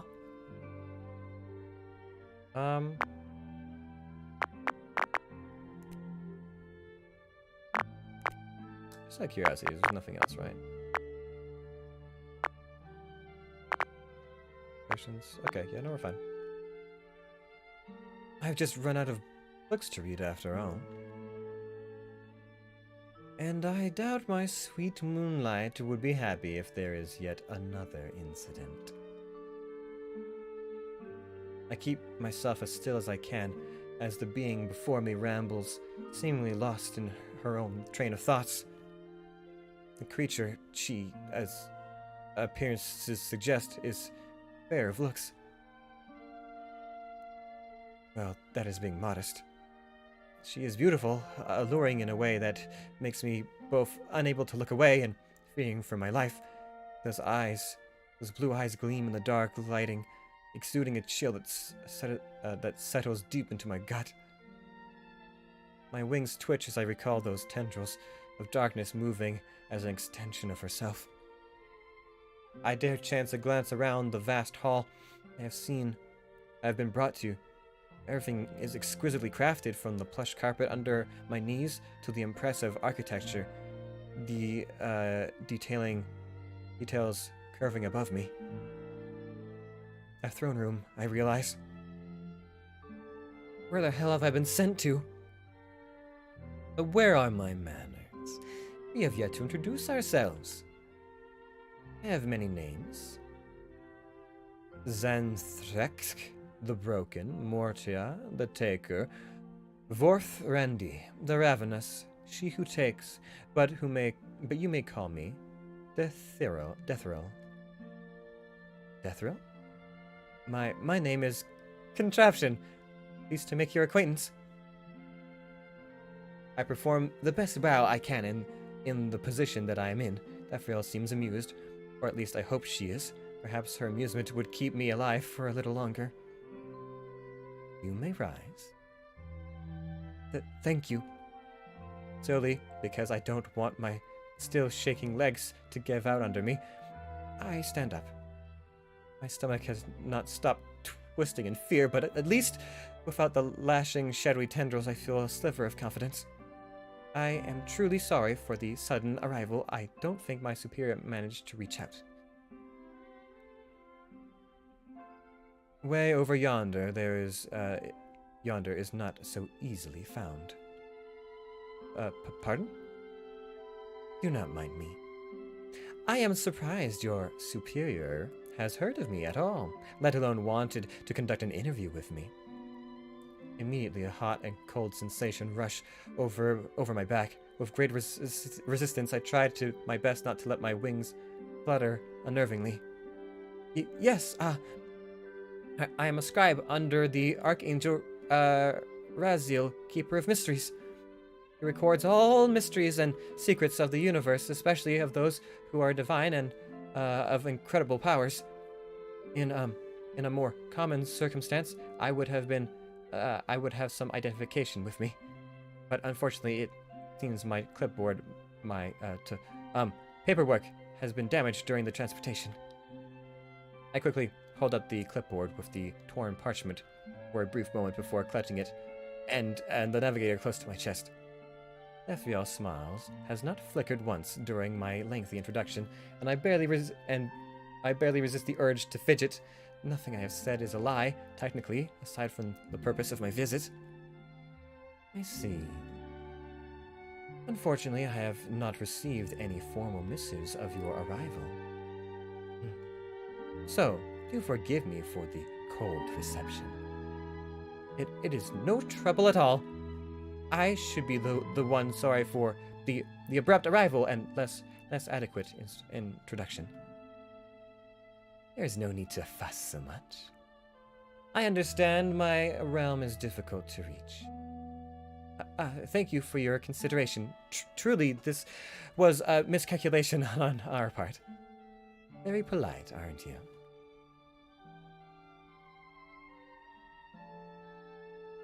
I'm gonna die. I'm gonna fucking die.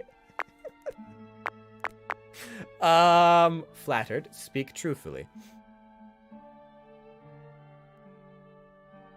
I think we should act flattered, because speaking too truthfully appears to get us in trouble. Flattered. I endeavor to show respect towards those of higher standing than I am. I am but a scribe. It is unfit for one of my station to stand before someone like you to begin with. I see. Ithriel tilts her head upwards for a moment, letting the pale light outside wash over her. Moonlight, I realize. It was late afternoon back home when the unfortunate incident occurred, but here it is the middle of the night. Strange, as the experience being transported here felt like being a seconds and an eternity at once. Something coils painfully within me. How long has it truly been? Has anyone found out about what happened? Is anyone looking for me? I look at the torn surface of the clipboard, and the loose navigator. Neither of them seem to work. On the parchment, a series of question marks is displayed, while the navigator arrow stutters and changes direction every few seconds. Luckily, I try to tap my quill on the parchment, desperately wanting to know where I am, who and what the being before me really is, and if I can contact my superior at all. By the Lord, even knowing what time it is right now would be relief. Clipboard. Error 404. Error 404. Let us return to the matter at hand. Of course. You have not given me a working time period during which you are to conduct your business yet. Panic firmly engulfs me once more in the scrambling to come up with a lie. I haven't managed to work out on the details. I tap on the clipboard nervously. Yes, you are obviously incredibly... you are an obviously incredible being. My reports must be detailed. I fear it would take more than just a few afternoons. Is that so? Indeed, great Dethriel. No need to take on a title from me. The first thing you must know about this place is that the concept of time is a bit different here. How so? Dethriel settles into her chair, humming, with a smile that makes frost cling to my spine. What good alliteration. I like that. Then stars nor sun shall waken, nor any change of light, nor sound of waters shaken, nor any sound or sight, nor wintry leaves nor vernal, nor days nor things diurnal. I don't know what that actually means. Only the sleep eternal. In an eternal night. My eyes widen as an uncontrolled shiver travels through my body. My wings twitch once, twice. My mouth feels so dry, my tongue too heavy. I swallowed dryly. Engranon Charles Winsburn? The Garden of the Porcupine. My mind races. By her answer, there are two things I can confirm. Firstly, this world, realm, whatever it is, unchanging, a perpetual night, an eternal night. Secondly, Ethereal knows exactly where I am from. It cannot be a coincidence that she has just quoted a prolific quote of my world. I open my mouth, but no sounds come out. Petrified at her sharp dancing stare, I can't even muster a placating smile. You are well read. I bob my head mutely. Her smile widens. Interesting indeed. Mind racing, I desperately latch on to anything that can stretch out our conversation. You seem quite well read yourself. I do have a lot of free time on my hands. I see. What are your favorite genres? I should say fiction, but that would be too broad. After all, most writings are fictional these days. Uh-huh. Do not mind me. How about you, young one? Well, I did not expect the question to be turned on me. Well, I enjoy fiction too, especially fantasy fictions.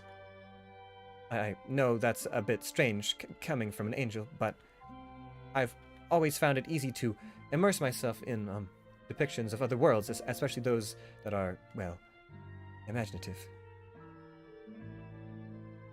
You're quite a strange little angel, are you not? Well, I've always enjoyed reading since I was formed, since I was a child. Unlike the mortal societies, we aren't afforded many luxuries. Luxuries perhaps isn't the best word for it. It's difficult to explain, but duty to the heavens is first and foremost, and the time allotted to you is to serve your creator devoutly.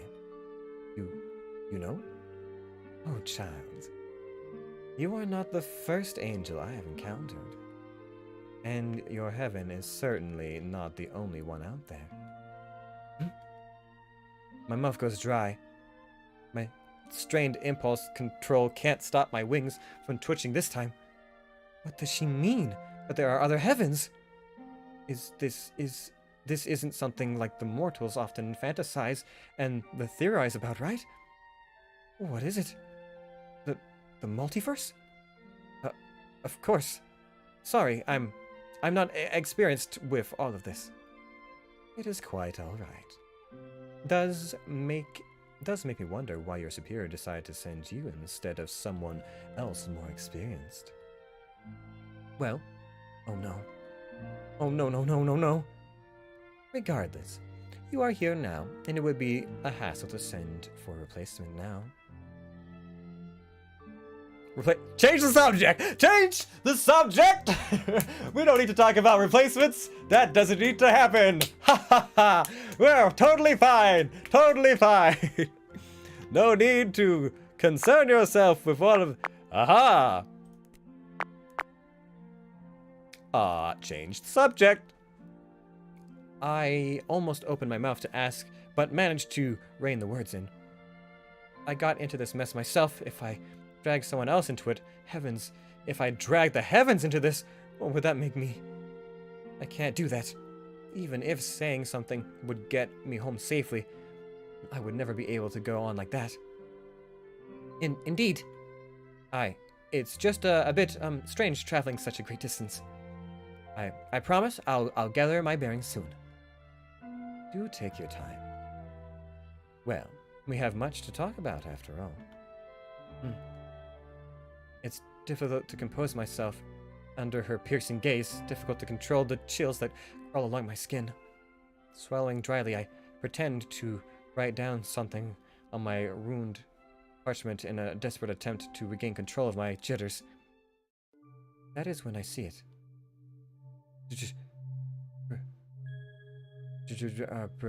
It's just day 2.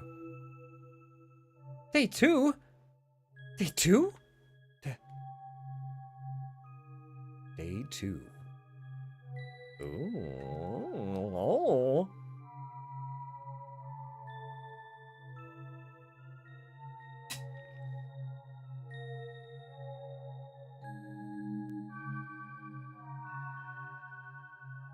What seems to be the problem? Blinking rapidly, I look from the clipboard to her. More than just a little dazed. Nothing! I'm just surprised by how much time has passed. Ah, are you growing weary then? Weary?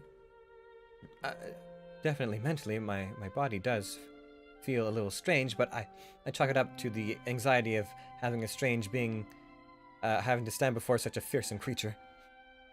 It just takes a bit to adjust. Suddenly, it occurs to me that I'm going to have to keep this conversation, whatever it is, go on forever, however long Deathriel would allow it. Without rest, without break, because I am an angel. Because angels do not have the same bodily needs as mortals. Because angels do not pause on their tasks. Because angels are made to be devoted to their duties. I have no excuse to buy any time. Yonder is quite a different place from where you are from, I am sure. Yes, quite. Angels don't sleep, so we don't spend a lot of time under the night sky as well, but it's quite cold here, isn't it? Cold. Yes, I know the sensation of cold. I know the temperature and the air drops. I can feel the change in the seasons and the whistling winds that rustle through shining heavens. But being actually affected by the cold? I shiver. Maybe it's just because of how I'm feeling inside right now. It can be, I suppose. It's not that bad. I didn't mean to imply it's bad in any way. So, do you live alone here? It's a pretty big place here. It is it not? I would not have phased some of those words the way I would not have phrased some of those words the way you did. I suppose I am not alone here. Right. There are other denizens. There are other denizens here? Are they just as terrifying as Deathriel is? Would they help me? Or would they see through my lies and end me? I think we'll ask. I'm curious. Definitely curious. Ask. But if I don't latch onto any ray of hope, dim as it may be, I might not get another chance ever again. If it's not too presumptuous of me, would I be able to interview them for extra information? Of course, it's good to have several sources. For a long, suffocating moment, I try not to squirm under Deathriel's piercing gaze. Buying for a little extra credit, I see. I don't mean to overstep my bounds. No need to be so jumpy. I suppose if they are amenable, then you may speak with them. But the decision would not be mine. You must gain permission yourself. Oh, right. Understood. Thank you. I have not done anything. Once again, I am at a loss of what to say, and I can't keep letting these stretches of silence, stretch between us. A lingering pain starts rippling behind my eye. I shake my head. The stress is getting to me, but I can't afford to stop. So you said you have met other angels before.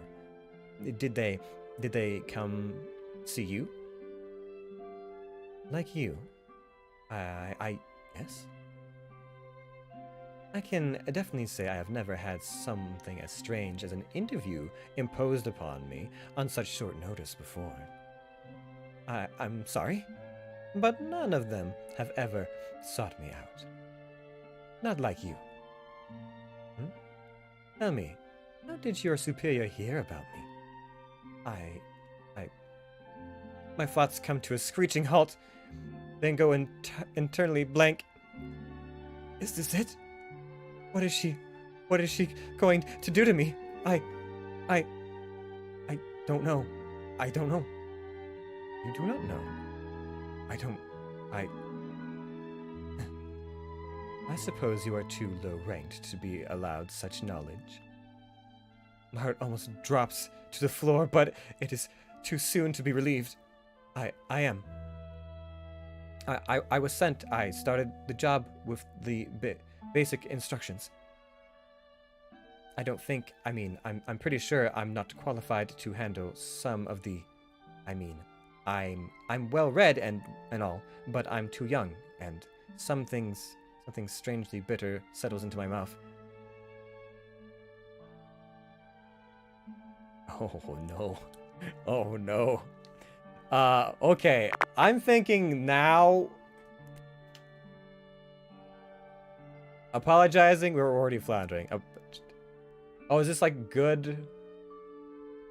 Oh, it changes depending on. I was like, why is one feathers and one like electric? Continue.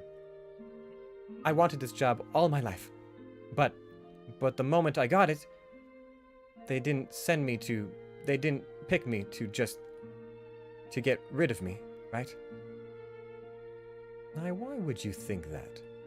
I don't know. I read the guides and everything, but what you wanted did not turn out to be what you imagined it would be. Yes. Angrily, I wipe away my tears. This isn't the time to cry. My mouth is feeling too dry, my tongue is too thick in my mouth, and pain behind my eyes persists, growing more insistent. I shut my lids, feeling them a bit too tight. Scratchy, heavy. I shake my head and attempt another smile. I'm sorry. That was very unprofessional of me. Would I be correct to assume this is your first? Yes. Are you familiar with interviews at all? Well, I read them every once in a while. Our number has been increasing since the olden days, and interviews can be one of the better methods to preserve history. Though I must confess, I don't read them that often. Or essays, for that matter. Too boring? Well, I find them biased sometimes. Not to call any of my superiors biased. Ethriel lets out a deep chuckle, making me stop short in my stammering.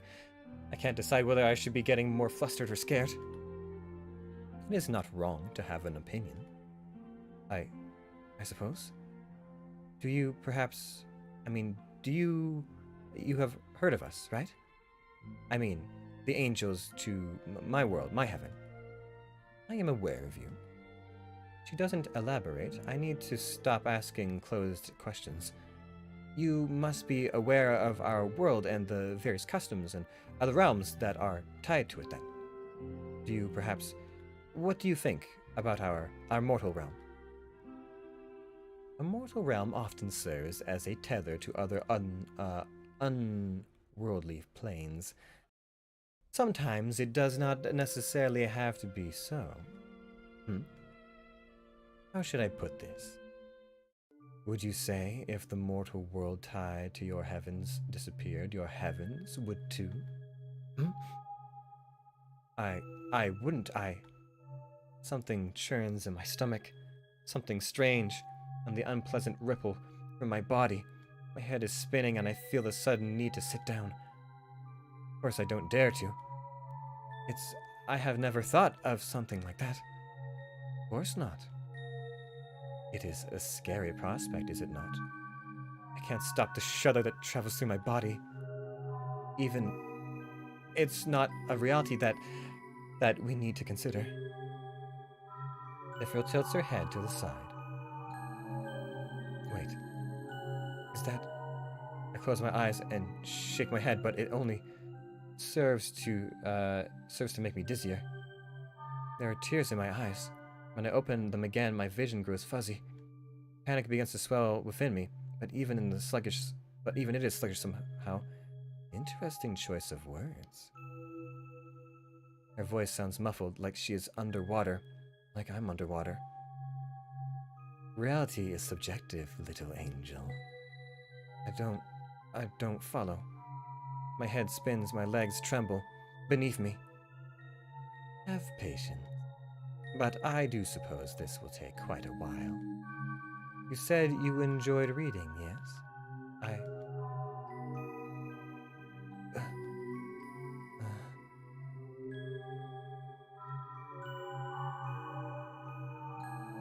Mercifully, the world goes black before me, before I hit the floor. Did I just die? No, okay. We survived to day 3, apparently. Whoo! Terrifying. What? This feels strange. A mix of unpleasant and somewhat pleasant sensations. Things that I've never felt before. My head is pounding, my eyelids are heavy, but I'm also feeling like floating on clouds. Did I return home? Please tell me I'm home. The pain, that fear, fearsome creature, death row, a world drenched in midnight, moonlight. It was all just a figment of my overactive imagination, wasn't it? Is it? A dry sob bubbles from my lips. Maybe if I open my eyes now, I'll be in my old quarters. Perhaps I was lost in one of my daydreams again. Perhaps I went into overdrive after the excitement of receiving a new job, but daydreams can't be that vivid, can they? A shudder travels down my spine. What if I just keep my eyes closed forever? I can't do that. Angels don't sleep. Angels don't dream.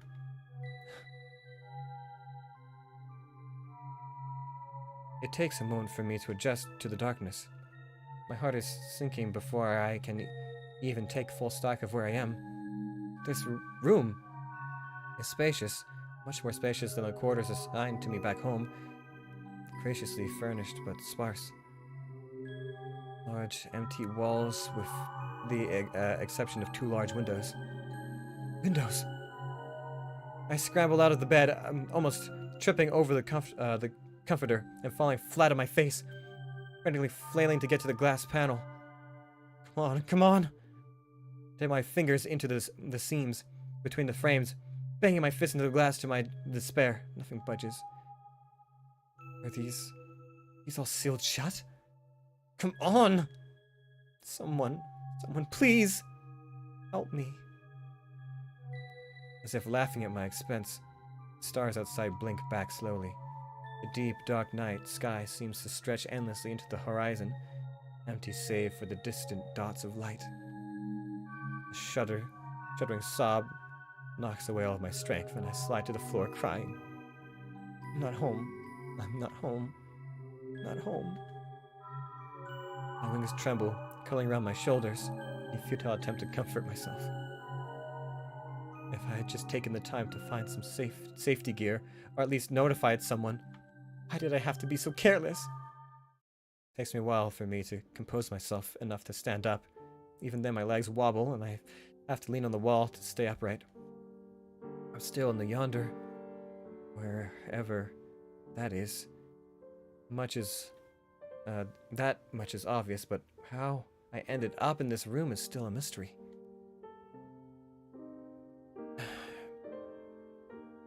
Now that I've calmed down somewhat, I remember talking non-stop, desperately trying to hold Death Row's amusement. As it's been clear she has quite the extensive literacy knowledge, I latched onto every opportunity to discuss any work that I had recognized. The tactic mercifully dragged out our conversation without an immediate end. I remember my head was scrambling to keep the meandering talk going longer and longer. At some point, I might have rambled over one of my favorite books, too. Hope she wasn't annoyed by that. But if she was, I would have been dead now, wouldn't I? This is just too much.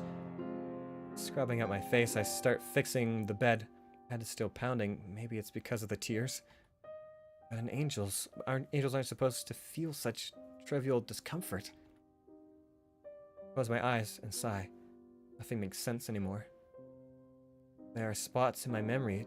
Try as I might, I can't seem to recall much further into our conversation. I have no idea how I ended up in this room. Shoving away another shutter, I approached the nightstand and stared down at my clipboard. B. L's UT Day 3. Thought so.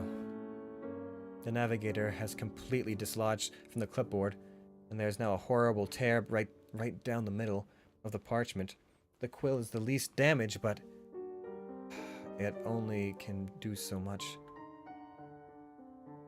Sighing, I gather up and clutch them to my chest. The last shred of normalcy I have left. With great difficulty, I turn to look at the door. What am I going to do now?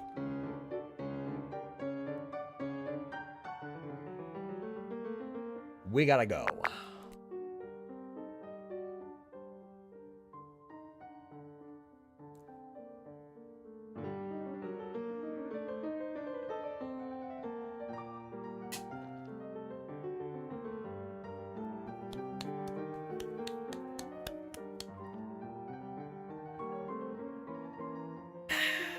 Okay. Taking in a stuttering breath, I put a shaking hand on the door handle. If there's anything scary outside, I'll just slam the door shut. That's a good plan, right? Unless whatever is outside is quicker, then I can close the door. And if it's ready to attack the moment I open the door, then it's just waiting to tear me apart. And I heave in another breath to stop myself from internally unraveling, knowing that I'd freeze here forever if I don't do something. Brace myself and push the door open. Before any words can be spoken, I slam the door shut. What? In disbelief, I open the door again.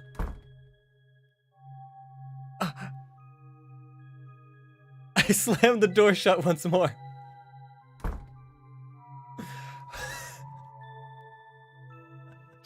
What in the heavens is going on?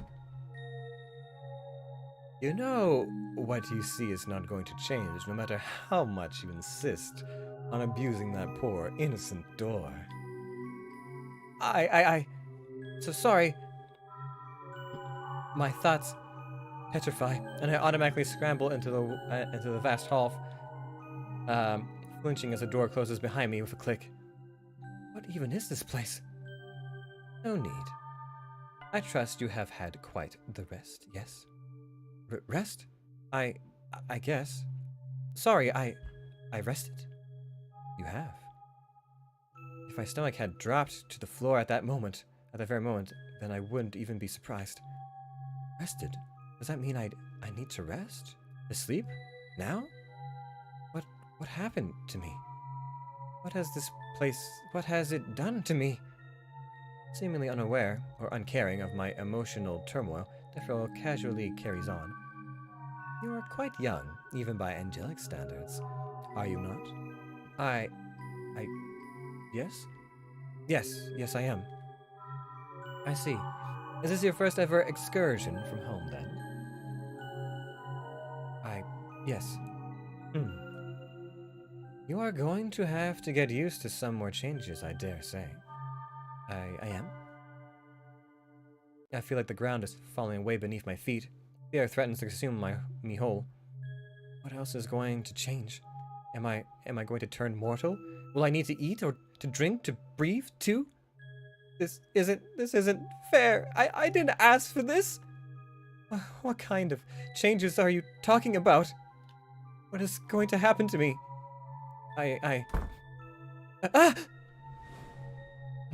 What is this? Forgive me. I did not realize we have a guest. Chandu. It's fine. Welcome back, Axon. Thank you, Chandu.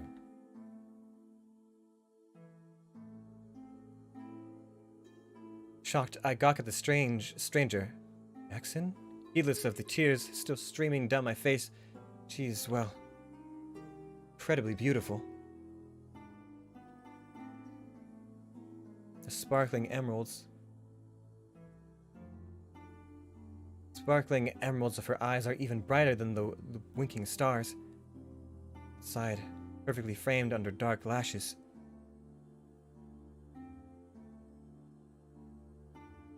The curve of her lips are full, and her body, accentuated in gold and shifting crimson silk, is impeccably sculpted as a prized statue. The way she moves suggests a natural grace, sinuous and elegant, as if she is dancing with every step. Wait, why is she moving closer? Instinctively, I scramble backwards, my legs tripping over each other, and I would have fallen over if my back didn't hit the wall first.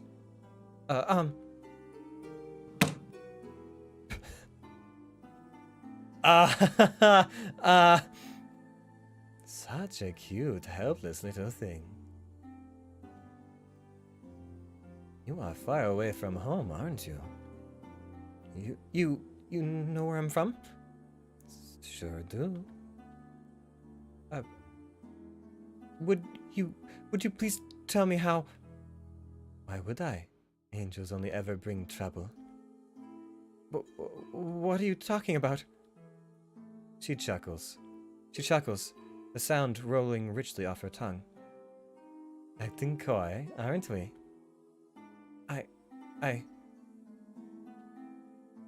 Askin suddenly lets go, and turns on her heels to stand before Deathriel once more.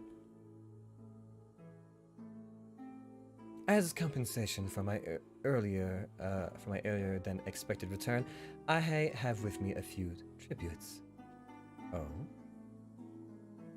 With a flourish of silk and gold, Axon produces a small stack of books, which lazily float towards Ethereal. Impeccable taste as always. I am glad that they are to your liking. My eyes dart between them, still too shocked to say anything. If my brain hasn't short-circuited, then does that mean Axon can come and go at will? Wait! You live here? Excuse me? Sorry, but you said you came back? How do you, you can do this, unassisted? You would do well to shut your mouth. I shrink at her icy tone. Dread fills my nerves at my blunder. Oh no. Oh no. Ha. I believe you two have not been properly introduced. Contraption, meet Axon, the Wandering Queen. Axon, Contraption, a journalist. Journalist? Gathering myself, I offer Axon a shaky smile. Yes, I was sent here to conduct an interview on Great Deathriel. Were you? I am, yes. An angel, yes? This does not seem right. Well, it is quite unconventional, if I must say so myself. But never say that the Yonder itself is ever conventional. That has nothing to do with this. But if you allow this... She pauses, giving me a sharp look that makes my insides wilt. To continue, then I must hold my words. Axon, you take everything so seriously. My apologies. If you'd excuse me. Deathriel dips her head slightly. Axon bows with a flourish. Throwing me one distrustful glare, she strides out the hall, head high, chin forward. I suck in whatever protest I could have made. Dread and indignation alike swell my chest. I don't want to share the same room. I don't want to share the same room with her. Shall we pick up where we left off last time?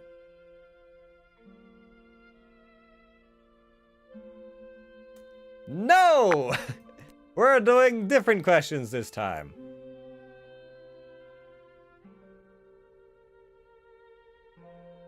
I want to ask you something else. Maybe not. An unbound shudder runs down my spine. I don't want to be in her presence for longer than I have to be, and I certainly don't want to go back to my room and find Askin resting there. Best to shut that down before it gets out of hand. Somehow, I still don't feel quite alright yet. Getting used to the changes. I guess. I'm not sure what these changes are about. Yes, we did not manage to address that. No, we haven't. Well, young angel, there is no delicate way to say this. You are turning mortal. Not able to utter a single word, I fall to the ground. Oh, what? Despite her ever-present smile, Ethereal gaze is cold as ice. I believe you should sleep on this. Quickly scrambling backwards, I fling myself through the door, slamming it closed behind me. I can't even pick myself up from where I'm sprawled on the floor. My eyes are unseeing as my body begins shaking. Mortal? I'm turning mortal? No. It cannot be. Reaching back, I clutch my trembling wings and a sob punches out of my throat, followed by many others. What is happening to me? What has she done? What have I done? Day 5. I am wondering if perhaps... Oh, it's almost 6. I thought it was just past 5. Jeez. I'm wondering if perhaps this is not the full released version, because I feel like there would be at least some audio blips by now. Most visual novels like this usually have a cut between, like, there's some stuff that is just you read, and then they have some bits, some punctured notes that have the actual voiceover in it. And I feel like Axon would definitely have an introductory line, you know? I sit slumped in my room, deep in thought. I ended up cooped up on my 4th day here in the Yonder. What in the heavens is the Yonder anyway?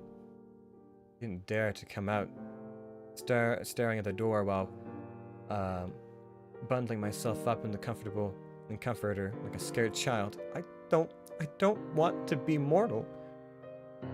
It has been difficult coming to terms with my circumstance, difficult to maintain a barefaced lie asking a being of Defriel's caliber meandering questions, difficult to wrap my head around the fact that I have to sleep nowadays.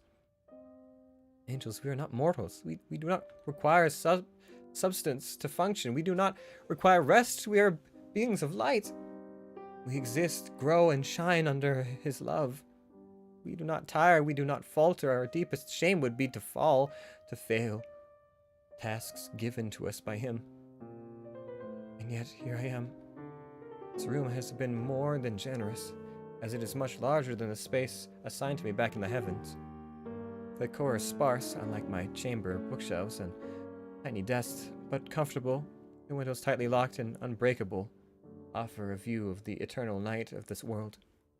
I look down at the clipboard and navigator on my lap, the 2 items I refuse to part with despite being broken. What can I do to make you work again? I have managed to mend the parchment with some tape I found in the room. A pitiful attempt at best, and of course, the clipboard still displays a series of question marks if it tries to use any of its magical functions. Sighing, I stare at the door to my room, dread coils in my stomach. I have been trying to stay in this room more and more, but this is still Defriel's place. I lied about my task here, and I need to hold up that lie. I might be young for an angel, for angelic standards, but I'm not stupid. Defriel is nothing like anything I've encountered before. She's neither spirit nor divine. She's definitely neither holy nor unholy, and I cannot think of anything or anyone further from mortal than her. I know she is powerful. I also know I am nowhere near home. I am not on any of the pagan planes bound to our mortal world either. I can feel it deep in my soul. The way my halo sputters sometimes, and how I cannot feel his love anymore. I stare at the door, biting my lips. My wings tremble. I know that this door leads directly to the throne room. The throne room that is a single door. Just where in the hell have I ended up? As much as I would like to hold myself up here, I have a lie to hold up. Fear drenches my entire being as I stand up from the bed, reaching towards the door with hesitant steps. The show must go on. When I emerge, Deathriel is not alone. Ah, the angel is here. Hello, Axon. I haven't seen Axon since my third night here. She is a frequent visitor, according to Deathriel, who also appears to be supplying the mistress of the House of Books. Normally, I'd have been most curious about what the books are, but in my current predicament, I was overjoyed to know someone could come and go from this place at will. Unfortunately, Axon does not seem to like me at all. Both my visitors are here. How delightful. Certainly. Living livens things up around here, indeed. Throw me one last narrow-eyed stare. Askin turns back to Deathriel with a slight bow. I'm afraid I must impose upon your hospitality for a while. Oh, a new project? Yes, I believe this is something you might take an interest in as well. It is one of those, An investment needed. Is an investment needed? Not at the moment, no. This will take some time, though. And time is what the Yonder has in abundance. As long as the Hellion keeps away from my work. As long as that Hellion keeps away from my work. That instinctively brings a frown to my face. Other than our initial exchange, I have never said anything offensive to Axon. Ooh, I wonder who this devilish Hellion could be. Surely he is not that bad. He's an imp. That's what he is. That brings out a soft chuckle from Deathriel. Is this another visitor? Another one who can come and go at will? A tentative hope blooms in my heart. Perhaps I'll have more luck with this other visitor. I might have to leave in a week's time for some additional materials, though. I blink, confused, and a bit afraid. Where would she be staying, then? I sure hope she won't be placed in my room with me.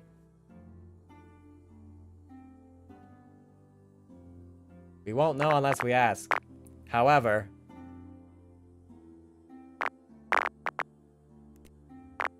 we're gonna have a lot of save files. Ask. A week? Is she going to bunk with me? What? Obviously not, you insolent... Now, the child does not know how this place works yet. Perhaps Her Majesty can fulfill this one's small request. Show the child around. Shandu, Very well. Askin turns and throws a seething glare at me. I instinctively shrink. Come along. Thank you. Right away! Upon following Askin it takes a moment for me to wrap my head around what I'm seeing. Well, this is definitely not my room. That is not how the Yonder World works, little angel. The way she says little angel always manages to sound like an insult. Something dark curls within me, and I narrow my eyes at her contemptuous stare. I'm sorry, but have I done anything to you? We've barely even met, and I don't think such hostility is called for. Oh, the birdie has a voice. Why do you have to be so rude? I reserve my right to be wary of you. Askin looks at me, up and down, a single motion. Frustrates me even more. Well, perhaps not you in particular. Angel kind, as a unit, is the same everywhere. Well, what? Without elaborating, Askin goes to the kitchen unit and begins pulling out ingredients from cupboards.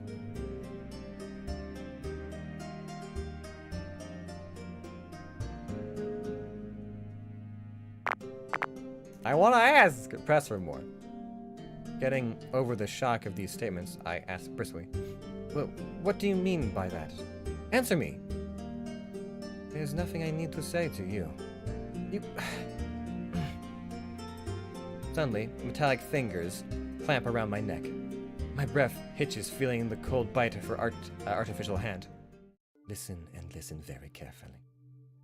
I don't trust you because you reek of deception, just like your kind. I don't know you, and I don't like you. But I won't harm you, because Zephyr sees you as a guest. For now, that is.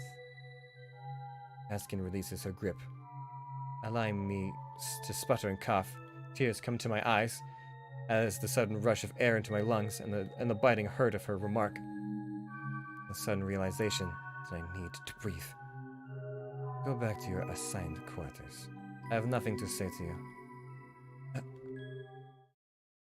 I think we want to stay quiet.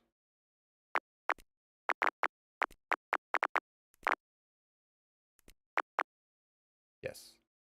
Be quiet. Despite feeling a wave of anger at a dismissive jab, I clench my jaw shut.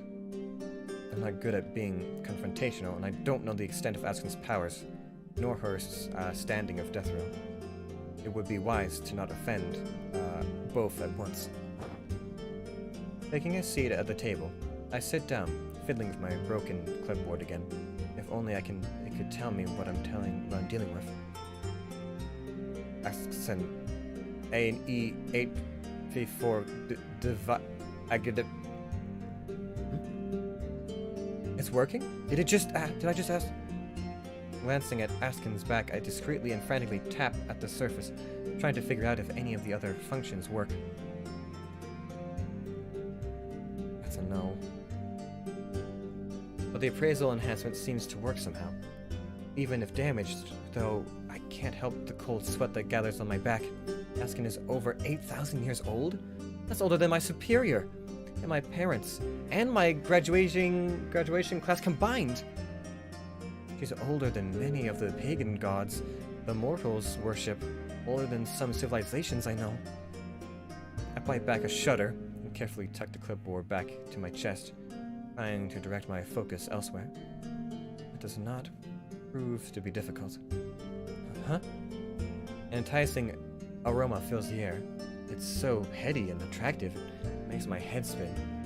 A gnawing feeling in my stomach, a strange sensation that I have been feeling for days now, intensifies as I take in the scent. What are you doing to me? And here I thought you were done spewing nonsense.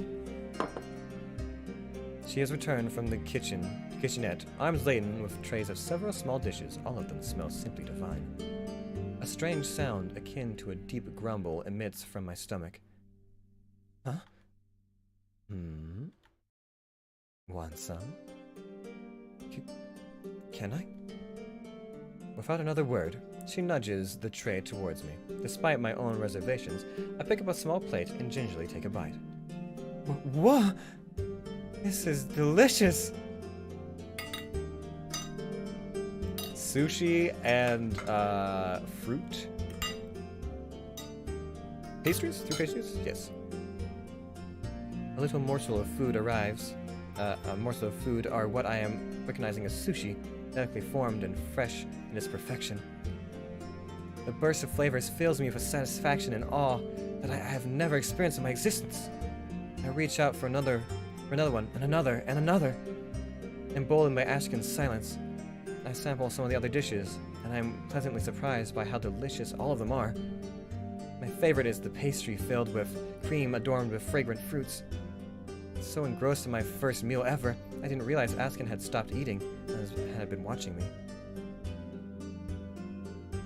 I thought angels don't eat. Huh? We don't. But here, nothing is right here. I have to sleep. I tried after just a few dozen hours, and now I seem to be hungry? I don't understand. Everything is fine here. You just don't belong. I shrink in my seat, appetite gone. I know I don't. With a sigh, Askin puts down her utensils. I don't trust you, therefore I won't disclose any information to you. But I don't mean any harm, I swear! Perhaps you are harmless, but your people are not. You talk like we're monsters. There's a look to Askin's deep emerald eyes, one that makes my wings tremble. Suddenly I am reminded of what the clipboard has shown me, of how ancient this woman before me is. You are. You take, and burn anything you cannot into obscurity. What? Where there is one, there is more is sure to follow. I do not know why Defrio chose to be merciful. I do not know what sort of nonsense you spouted off to her. But the first sign of trouble, and you are dead. Got it? Not trusting myself to speak, I nod once. Askin has a deep-seated hatred towards angelic kind, it seems. And I know there is nothing I can say right now to change that. This was a better outcome, because we ate food.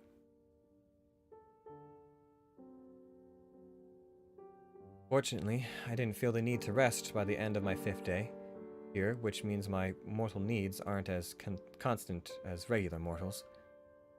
Yet, fortunately, my hunch has been right.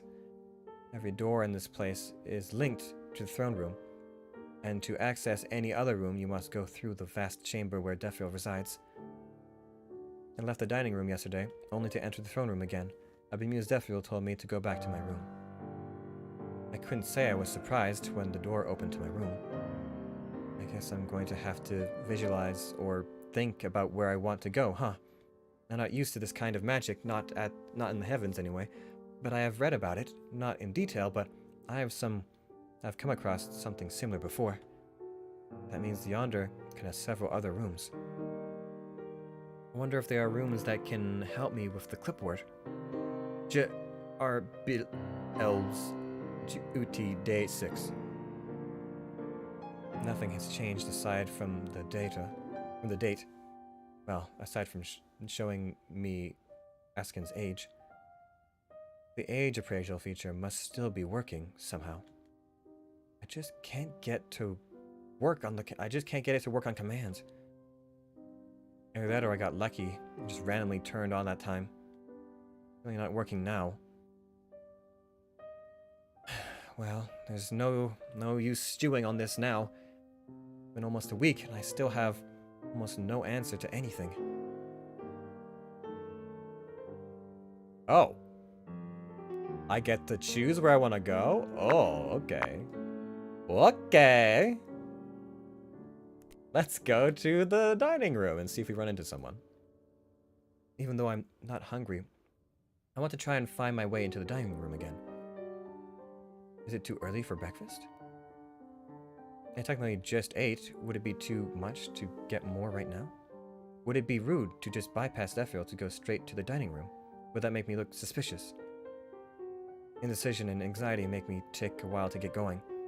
In the end, I quickly duck into the throne room, hastily greet Defrio, mumble something about being hungry before turning around and desperately thinking about the dining room as I grab pull of the doorknob. To my immense relief, the scene before me changes, and I find myself in the dining room. Alright, that works! The room is empty, though, which is a bonus.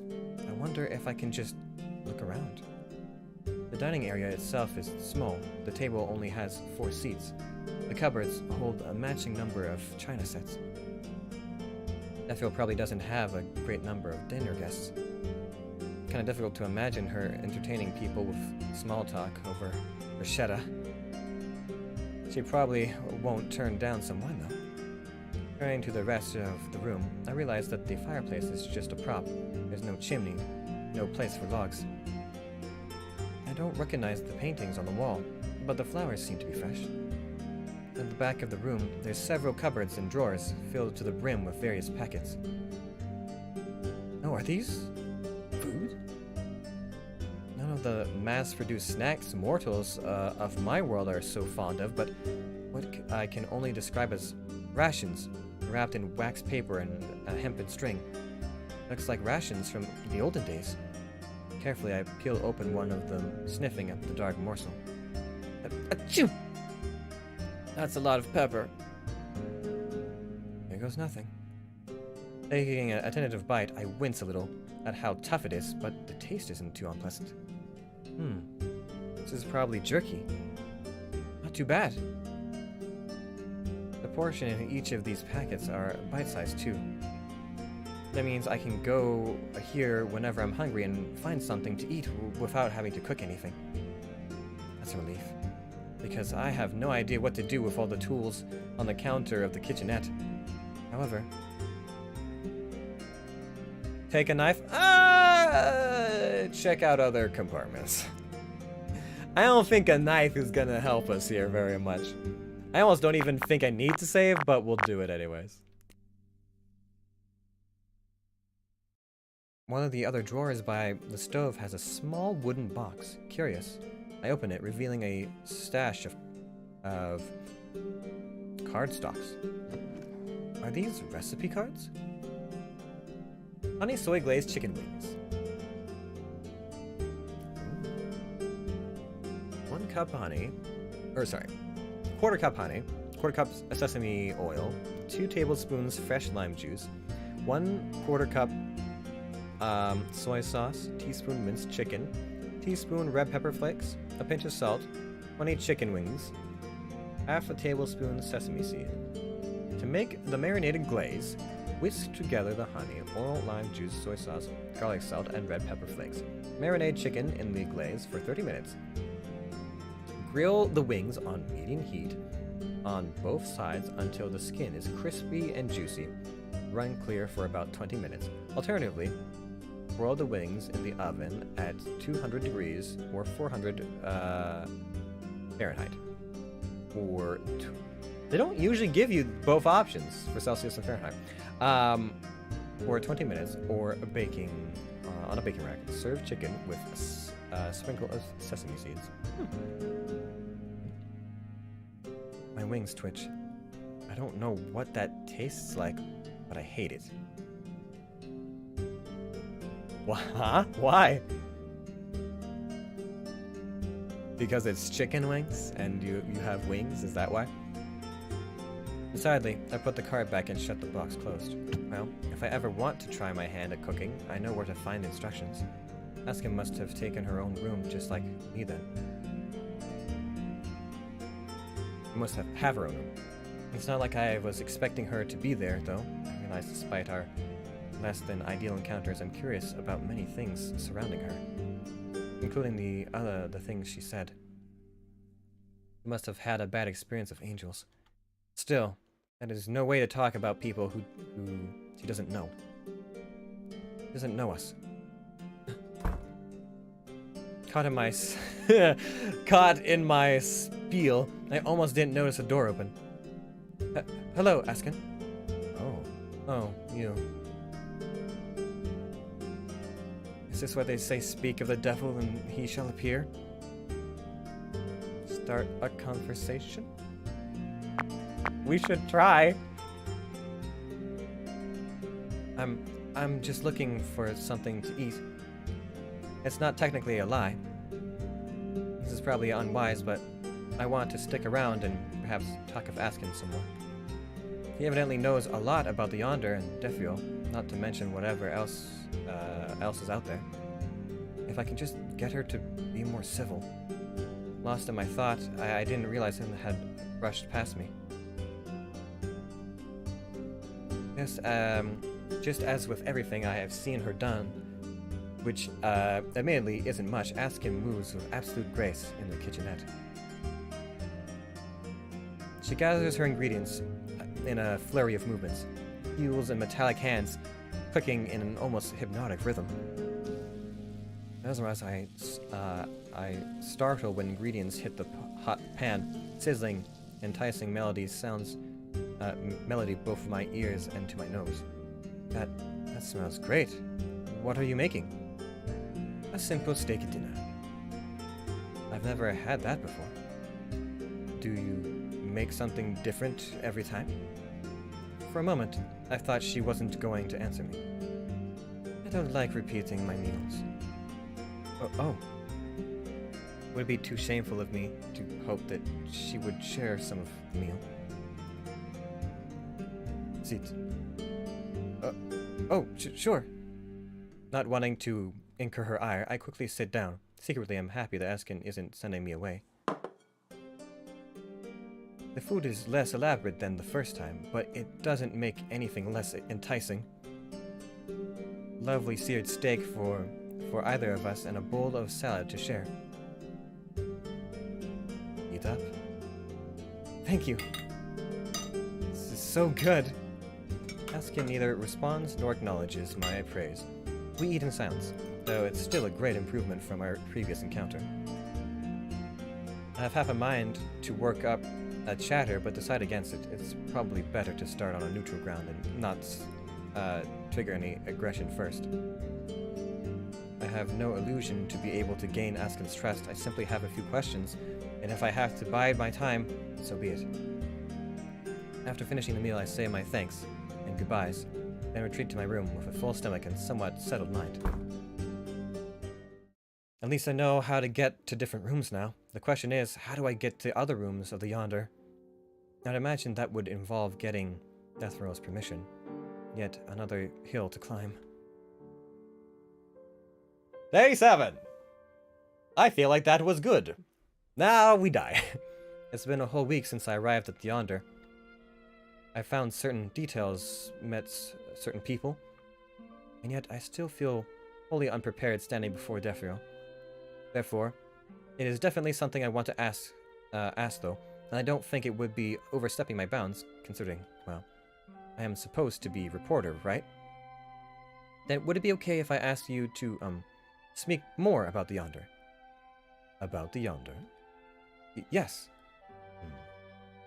I suppose it is rather difficult to grasp. It is, yes. Very well. The Yonder is a realm, and yet it is not. It is neither here nor there, and not all who speak... I'm slipping into a different accent. And yet neither here nor there, and not all who seek to visit may enter. Not all who seek to visit may enter? I didn't seek to visit the Yonder. Is that why I was deposited here? Then how would one visit? The Yonder accepts those who need it most, whether they know it or not. Perhaps seeing the confusion on my face, Deathrow chuckles.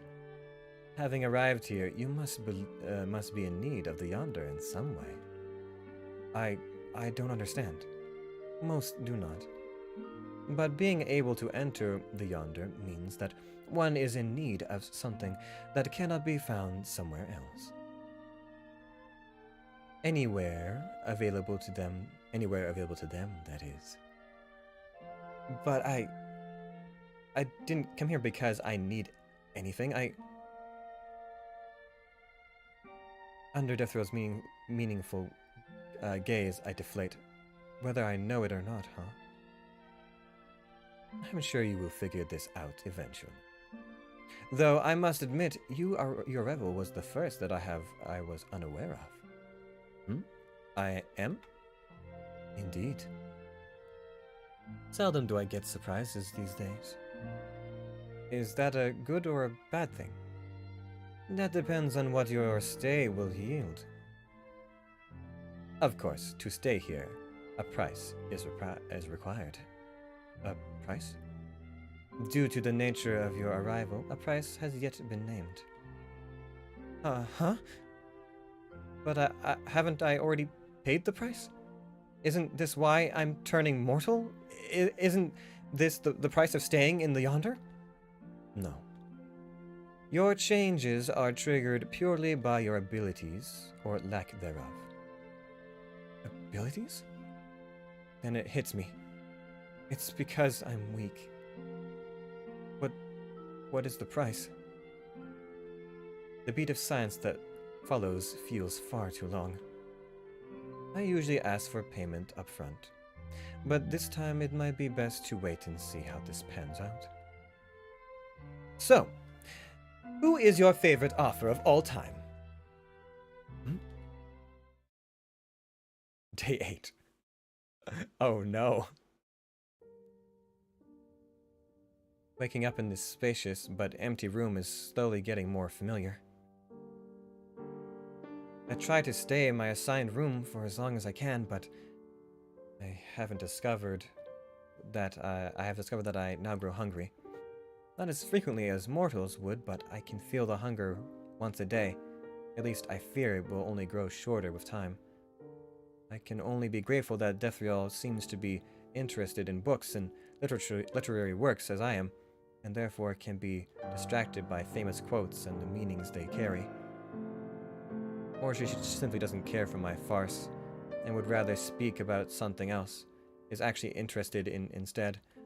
I have no reason to believe Askin buys my excuses of being here. Heavens, I don't think Dethriel does either, and this perhaps is just a twisted game to see how long I can last in this world. My equipment is still broken, and beyond my mending capabilities. Inwardly, I curse my inept talents with this mystical arts. Without the clipboard, I can't appraise anything by myself. My power revolves around languages, which right now is just about as useful as the non-working clock on the wall there. At least I can understand what the others say, and can speak to them, I remind myself. Otherwise, I would have been as good as dead the moment I crash-landed. Given the door a baleful stare, I stand reluctantly.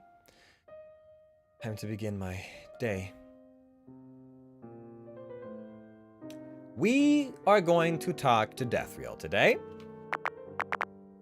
Though it be a dangerous thing. Phone room.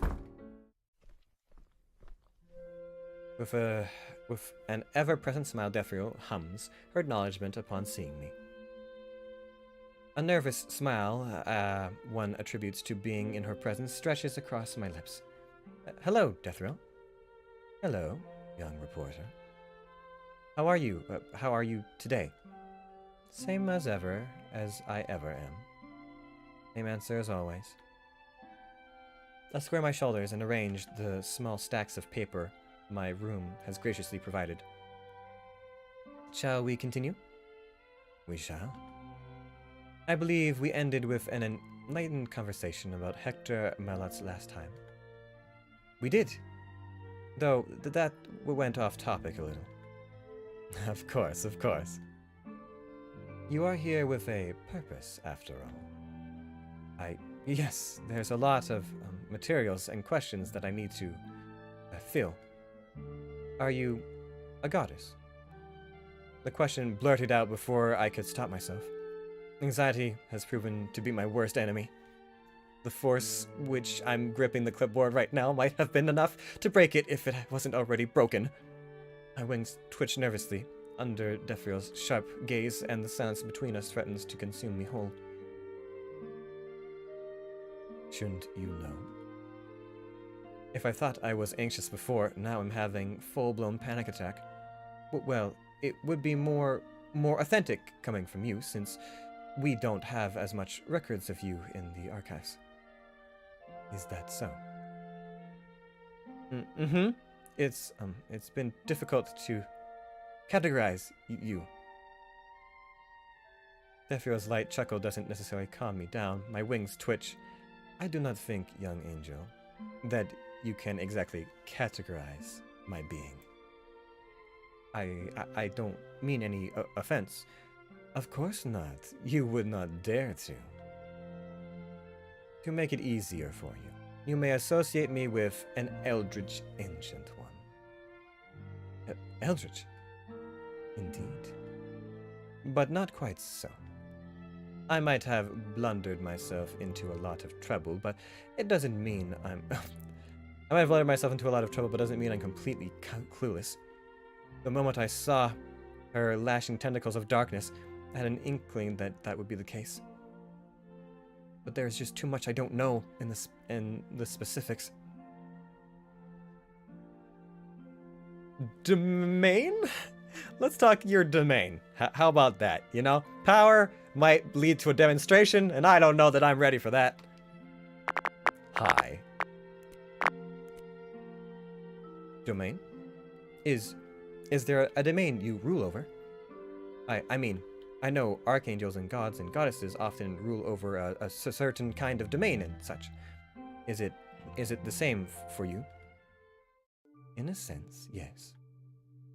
I am the lord of the door to everywhere. Nowhere is my domain, and I reign over the yonder, where nothing is found and everything comes to rest. I see. My head spins. It's a lot of words, and each of them carries power, I can tell, but none of it makes any sense to me.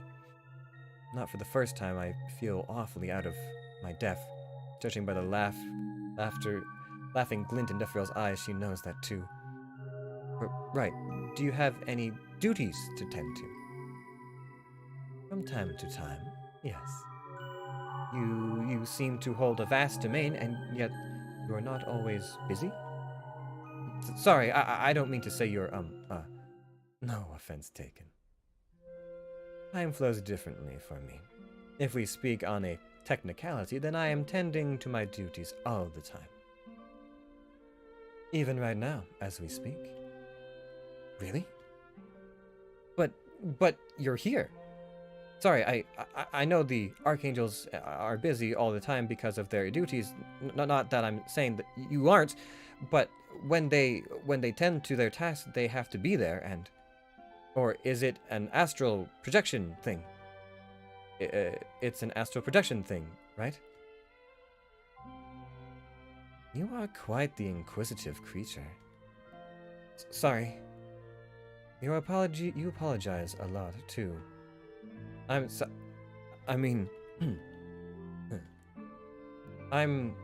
just a lot I don't understand. I think I still haven't gotten used to the concept of time here.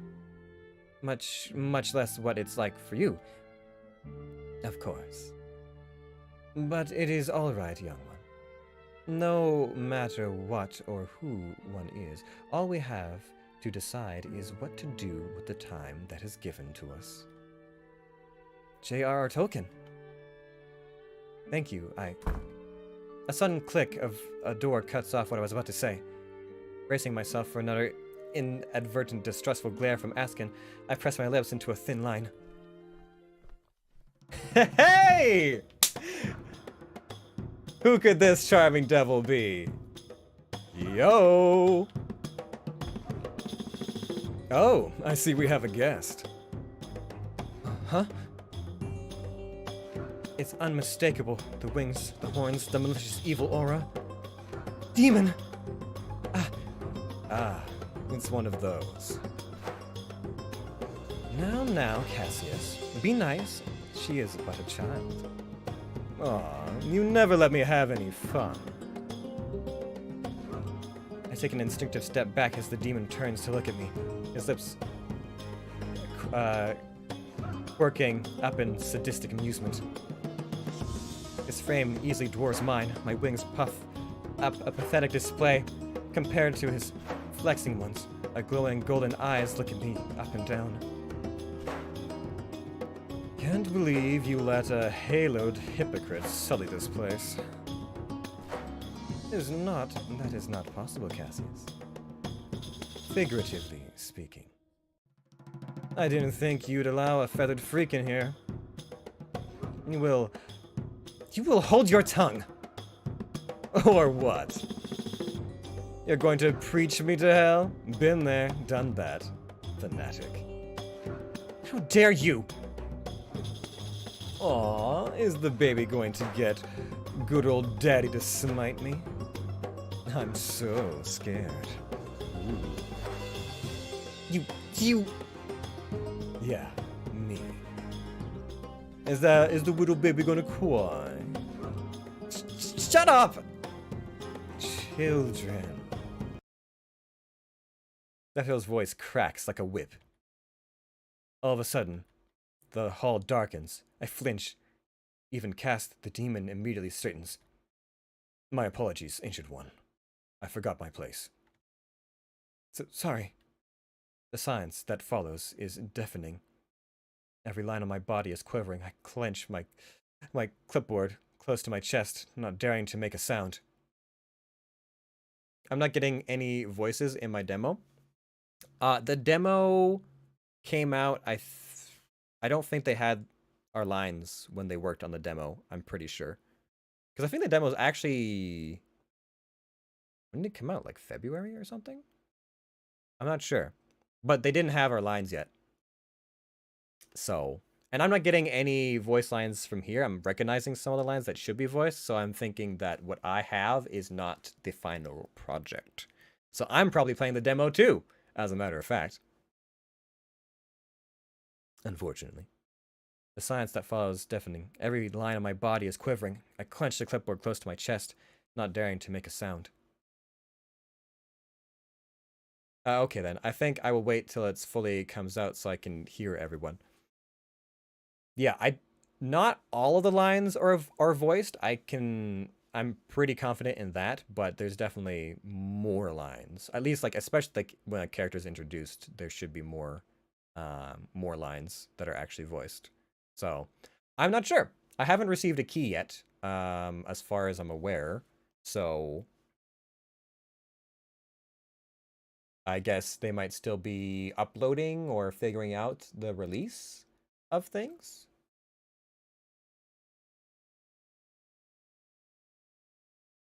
How are you finding the demo so far? Have you died? Did you die yet?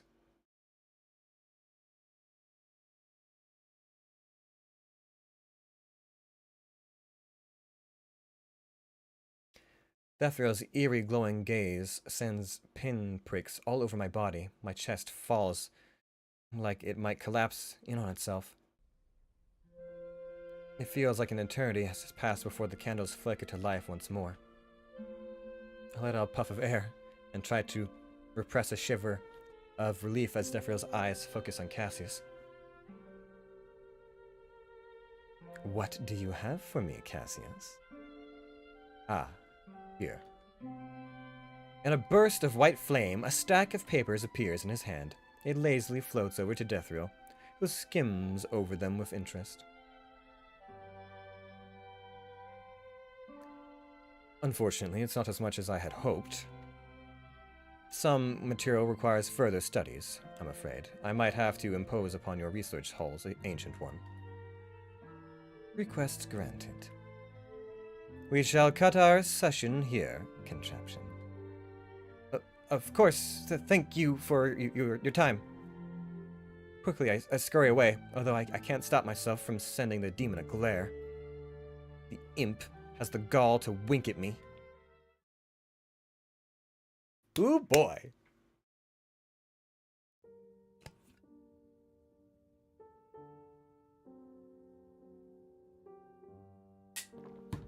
I don't want to leave my room.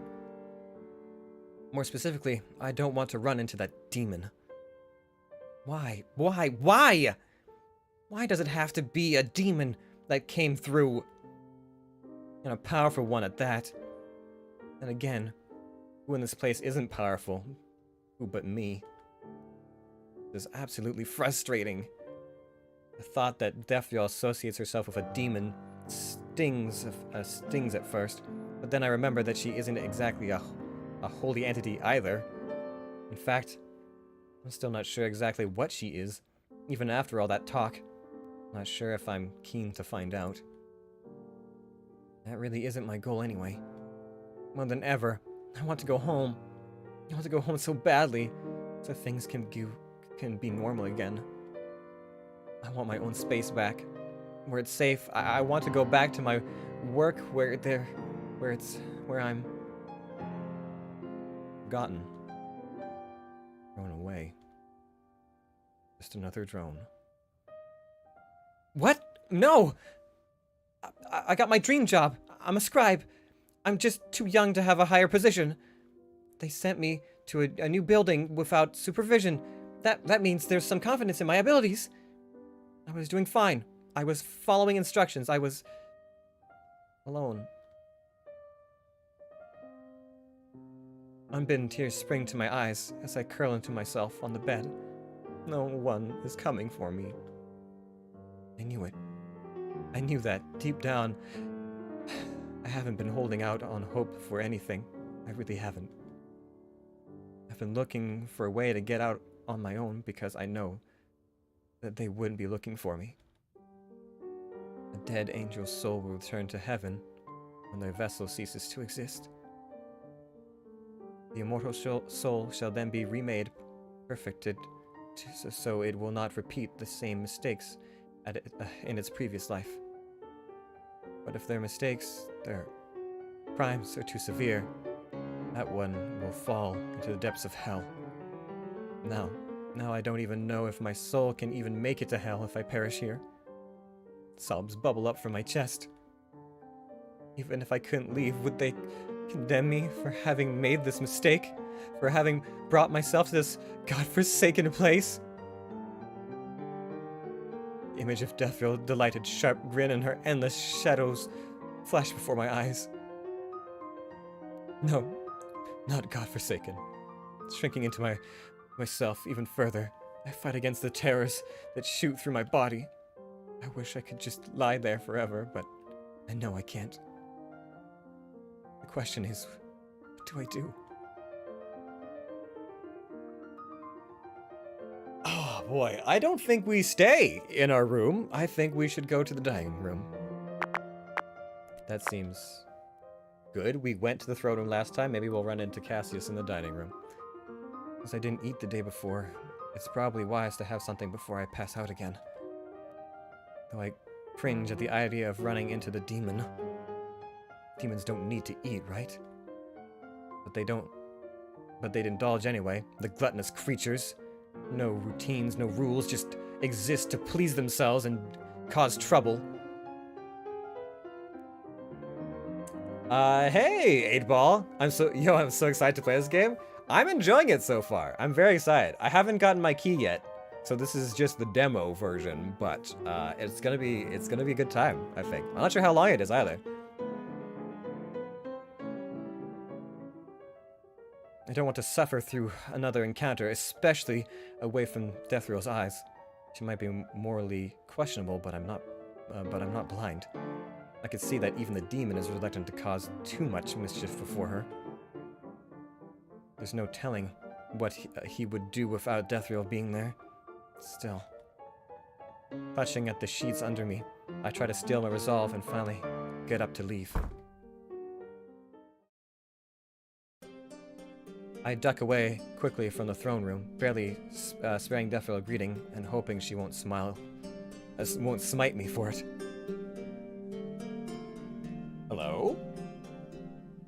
The dining room is unfortunately not empty, but it's neither the demon nor Askin who's there. Oh, sorry, I didn't mean to interrupt. Ah, I was only here anyway. I was alone here anyway. No need to apologize. The handsome stranger stands up and gives me a sweeping bow, the which resident cloak he is draped in fans out elegantly around him.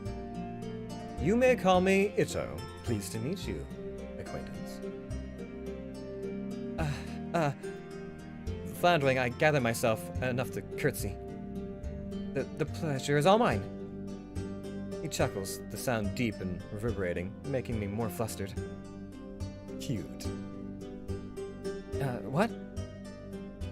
I fidget where I stand, blushing to the roots of my hair as Ito grins at me.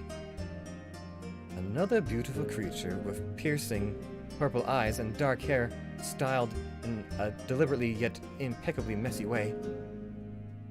Glimmers of gold and amethyst shine as he moves. A small smile stretches his full lips, and a hint of sharp tipped ears peek out past his carefully gelled hair. An elf? I'm Contraption. Pleased to meet you. Pleasure is all mine. Here for some refreshments? I am, yes. Don't mind me, then. Help yourself. Thanks. For once, silence is pleasant. Ito seems to be content enjoying his tea, while I'm rummaging around the cupboards. It's a relief to see a friendlier face and not run into the demon at that. Ito is the first person who hasn't made a remark about me being an angel, and that's nothing, and has been nothing but polite. When I put down my simple rations, he pulls out a chair for me and offers me a cup of tea. Thank you. No problem. Not one for cooking. Well, I don't know much about it, really. Ah, understandable. Cooking is terribly complicated. So many easily made mistakes and possible bodily harm. Why, I am absolutely hopeless in that kitchen myself. Half expecting him to make a remark about angels, I blink owlishly at Ito. Really? Really? Dee Dee knows I can't even boil an egg. Dee? Ah, yes, you would know her as Dethria, wouldn't you? Unable to form any coherent sentence, I simply gawk at the increasingly amused man.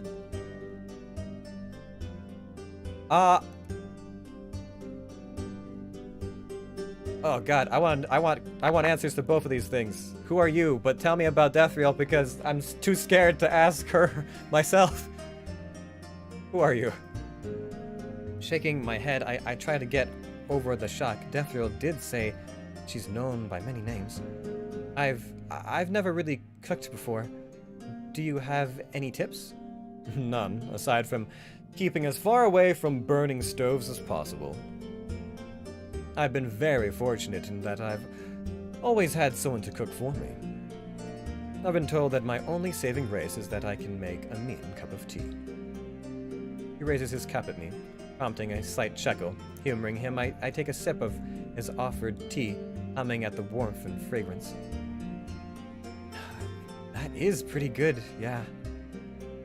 Though I don't know if I'm the best tea judge.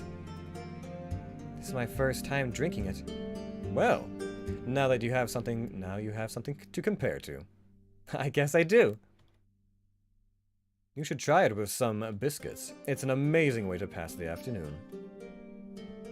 He pauses for a moment. Or the night, since we're here. Funny. You wound me, Contraption. We sink into a comfortable silence, after only the clinking of china and my quiet chewing can be heard in the room. Ito has been so nice. I'm almost afraid of going over the line, but if I don't take this opportunity, I might just be stuck forever. Do you visit the Yonder often? As often as possible, I suppose. It's an interesting place, with some interesting visitors. But I must confess, I mainly come here to see Dee Dee. I feel like that's what most people do. It might feel like it. But I assure you, everyone comes here for different purposes. I figured as much. Yonder let you in and out at will, then. But of course! Between you and I can safely say that whatever he's about to say comes to an abrupt stop when the door swings open. Oh? It seems we have company! Hello, Cassie. Ito. Nugget. Imp. Would you look at that? The nugget has some spice. Before I can shout at him, Ito interjects. Nice of you to drop in our tea time, Cassie. Looking for trouble? The demon's golden eyes dart between me and Ito. If I didn't know better, I could have sworn there was a drop of hesitation at his arrogant stance. None of your business. Just like that, he turns, sweeping out of the dining room, with his wings flexing up and slamming the door behind him. Touchy. Huh? He seemed miffed. Ito chuckles. The melodic sound instantly makes some tension leave me. Miffed seems about right. That does remind me, as much as I would love to continue our conversation before we were so rudely interrupted, I have to be elsewhere right now. My apologies, contraption. Oh, that's fine. Thanks for the tea, Ito. It's been fun chatting to you. It was, wasn't it? Catch you later, then. With a wink, Ito strides out of the room. Sighing, I finish up my meal and retreat back to my room, mind full of the tidbits I've just learned. Day 10. I don't know what I was expecting waking up today. For a while, I just lay in bed, daydreaming, my thoughts neither here nor there. Well, everyone's here! Okay. Whatever destination I have in mind evaporates the moment I enter through the door. Will not interfere. That is against our agreement. As far as I am concerned, there is no deal, and I agree to nothing. You overstep your bounds, Cassius. You do not own this realm, and you have no authority over what I do. What is even going on? Humstruck, I can only stare as Askin and Cassius' voices grow louder and louder, with Defriel, while Defriel seems to be watching on in amusement. Watch! I will say, but watch! We ain't leaving, watch! Across the hall, my eyes meet Defriel's, who discreetly winks at me. She isn't going to break up the fight, is she? Meanwhile, Cassius' voice seems to grow more heated as Askin regards him with an arrogant indifference. You can't bring someone else unless the Yonder accepts them anyway. And that is beyond your control. They could die! Since when do you care? When it can be blamed on me. And that seems to be your problem. A roar, animalistic, rips out of Cassius' throat. For a moment, I thought they were going to come to blows, and Defriel pointedly clears her throat. Both Cassius and Askin freeze, turning towards the throne with a bow. Apologies, Shandu. I spoke out of turn. My apologies. As old as you are, it is rather shameful that you both would squabble over the littlest of things. Remember your purpose here. Both Cassius and Askin stay quiet, shoulders tense. I also shrink closer to the wall, trying to make myself seem smaller. Cassius is right. Though I am not interested in being an obstacle in Askin's research either. But, how about a deal? Shandu? As much as I do not care for what you all do outside of the Yonder, bringing in guests on your own without a potential risk to other guests is out of your jurisdiction. But is that understood? Oh God! Is that what that has been this whole time? Oh my God! And here I thought that was just like a fun little scar or something. It's an eye. Oh God. Understood. I shall see to this matter and find an alternative. Yikes. Then you are dismissed. With a stiff bow, Askin whirls around in a flurry of crimson silk and disappears through the door. Thank you, Your Excellence. Do not thank me, child. The sudden chill and the darkness in the vast hall has me flinching. Cassius' posture stiffens again. In the shadows, the silhouettes of his wings tremble slightly. Somehow his fear makes me feel worse. Perhaps Askin's conduct is not entirely proper, but do not presume I do not know that you escalated the situation for your own gain. I wouldn't dare to assume so, milady. I can only say that there is truth to my claims. And that is the only reason you are still I don't know if that's Cassius or if that's actually Deathfield. And that is the only reason you are still existing. Cassius drops to one knee, startling me. I overstepped. Do forgive me, Excellency. It is not me who you must get even with.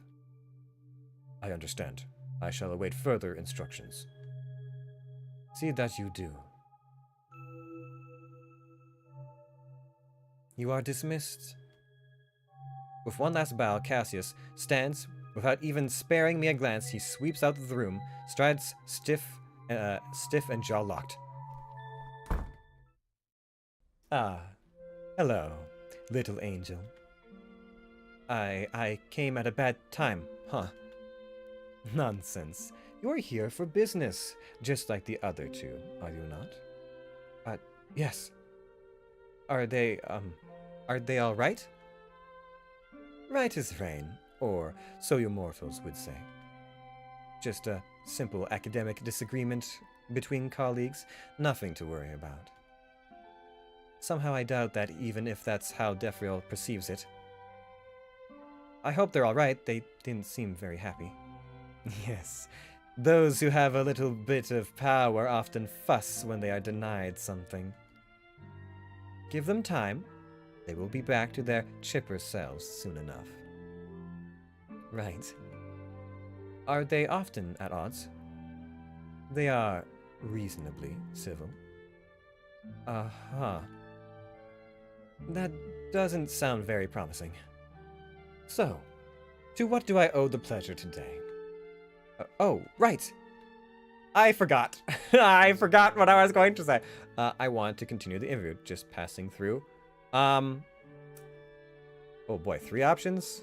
Shit, dude. I wanted to continue the interview. Yep. You need to be amused right now, so we're gonna do that. I was looking to continue our interview. Of course, that reminds me. How long have you been here? Oh, well, that isn't exactly easy to tell. If my clipboard wasn't still working somewhat, I wouldn't have been able to estimate how much time has passed. 10. It's been 10 days. Not quite there yet, I believe. Pardon? This is not a good time to continue your question. This is not a good time to continue your questioning. Oh, I shall be off then. Defro's eyes on me as I turn away, I quickly close the door behind me, behind the hair of my nape standing on end. Maybe we try passing through?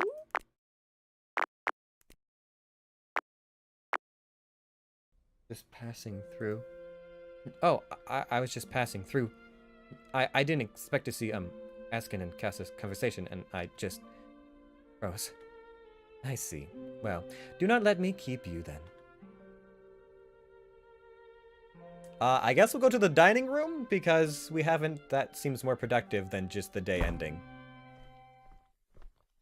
The room isn't empty, though I'm not exactly surprised. Oh! Ooh. This could be good or bad. Hello, Axon. Axon seems to be finishing up with her cooking. That disappoints me a little. But I'm quickly distracted by the fact that she is packing her food into containers. Asking questions is tricky. Ask. Takes me a moment to think up the words, and I'm quite proud of myself for remembering it. Are you having a picnic? Axton obviously isn't as thrilled. No. I am leaving the Yonder. You are? Is everything okay? Are you okay? I am fine. There simply are matters to correct. Oh, good luck. I hope everything will be alright for you. Thank you. Yeah. Before long, Axon finishes cleaning up and packing away her food. Elegantly, she sweeps out of the room without a second look. With a sigh, I rummage through the stocks in the kitchenette for something to eat, wondering if Axon left because of what just happened. I think we made some headway. Deathfield didn't seem to care that both her guests were at odds with each other. He only stepped in when they were close to trading blows, which begs the question whether she's only bothered by the prospect of violence, or she only interferes because it was something someone in her position should do. Deathriel said she didn't care about what others did outside of the Yonder, but she certainly seemed to care about what they did inside the Yonder. Perhaps I'm just overthinking this. So, Axon is leaving the Yonder. It was unexpected, but she's a guest, after all. She's bound to leave sooner or later. I still wonder if it's because of the outburst between her and Cassius, but that's quite frankly not my business to poke my nose into. I don't know how I feel about her departure, though. I don't know how to feel about Axon in general. I hate her tendency to lump all angels together, but she's so aggressive with me when she doesn't even know me. And she judges me based on her personal experience with other beings, but despite her sneers, she has shown a softer side too. Axon has arguably provided some form of companionship, companionable silence whenever I run into her in search of food. She has proven to be generous, even if she doesn't seem to acknowledge it. Today will make the 11th day of my stay here. It would have been my 11th day of my job if I was still in the heavens. Elves. Jut Day 11. The condition is deteriorating. York. Through the brief glimpse into the conversation Deathrow has with her visitors, I know for a fact that there are some other factors in this place. Other than my own room and the dining room, both Axon and the demon, Cassius have their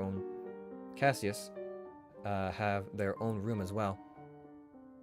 Axon and Cassius both seem to visit a place called the Research Hall frequently, while I have heard mention of a library there somewhere too. I know that I can't choose my destination as I open the door. All I need to do is think about where I want to be. Unfortunately, thinking about either the research hall or the library only brings me to my own room.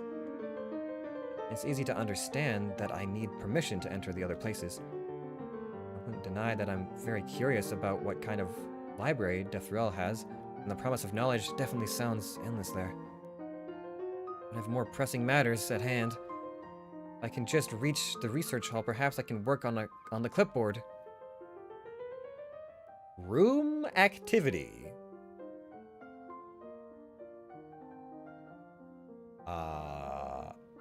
Can we ask to enter the research hall? Bracing myself, I walk up to the door. Might as well get the day started. We're crying a lot less lately. That's a good sign.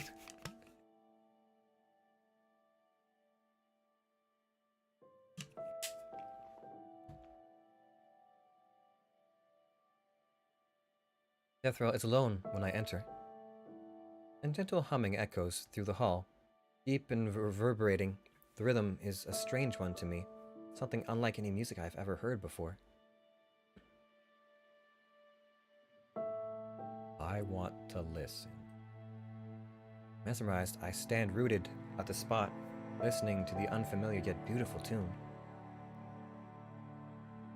The leisure, fluidic notes Remind me of a flowing waltz, but there is an edge to it.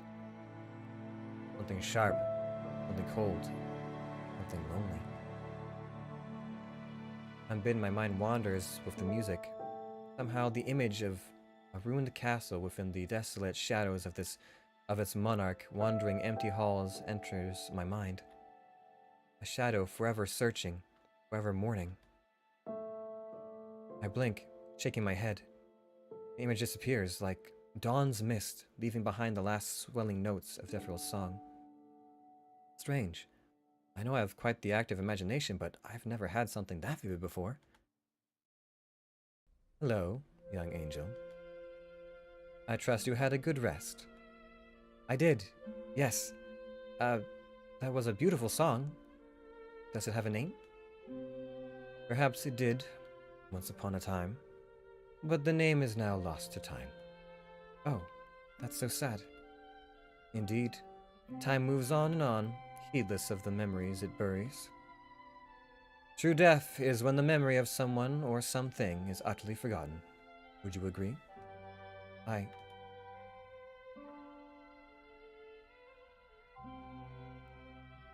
Do you agree? Yes, I'd say so. What is more tragic than having everything known and unknown about you lost to time? What's sadder than having all memory of someone erased from history? The subject of death is, of course, always depressing. It makes me think of my current predicament. Terrible, is it not? Death, a fate beholden to all. Or at least most. I suppose when you reach a certain height of power, the rules would be different. Perhaps so. Do you desire such power, young angel?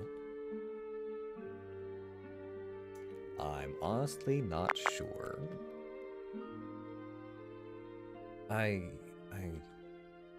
What should I say? What can I say? This feels like a trap. What answers can I make without offending her? I don't know. I'm not sure. Not sure? Yes? I mean, I can see both merits and the more, unsavory parts of having powers. Unsavory? Yes? No, I don't know. Floundering, I clamp my mouth shut, and Defril tilts her head, watching me with a half-lilted eye and barely there smile. I don't think saying anything else would be wise. Perhaps it's not my imagination, but there's something like pity in her eyes. Conversation has definitely taken a dark turn. I'm not sure how to continue from here. I spoke of Ito briefly the other day.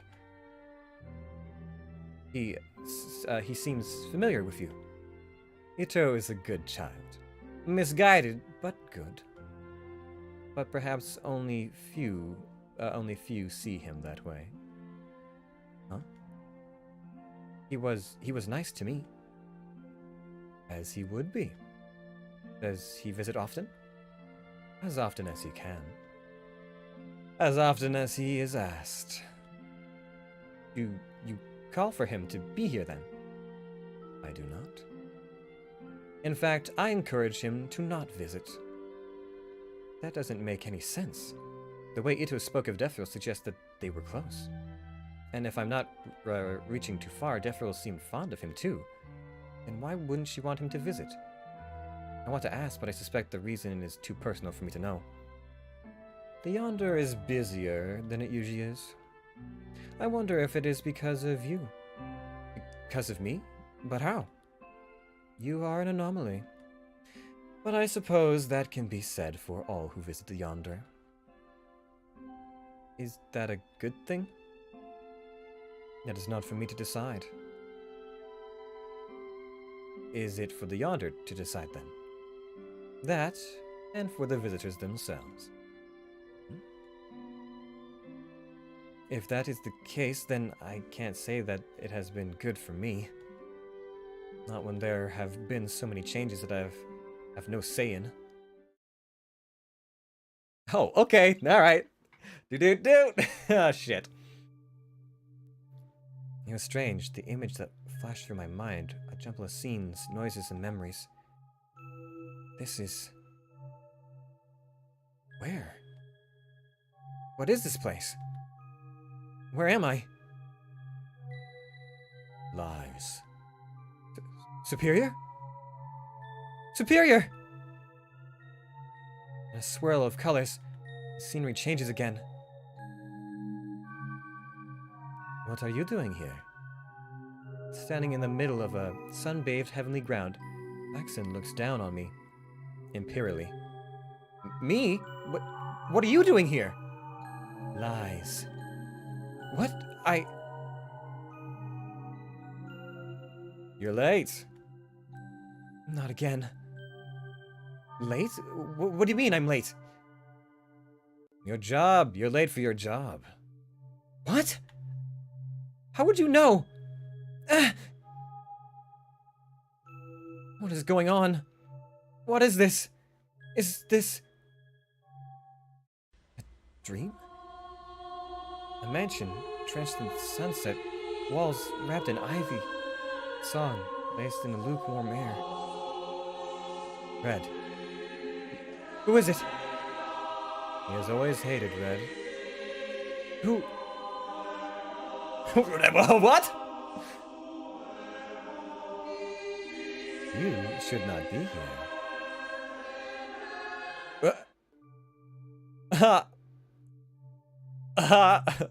I gasped awake, floundering amidst the coils of my sheets and the last remnants of sleep clinging to my consciousness.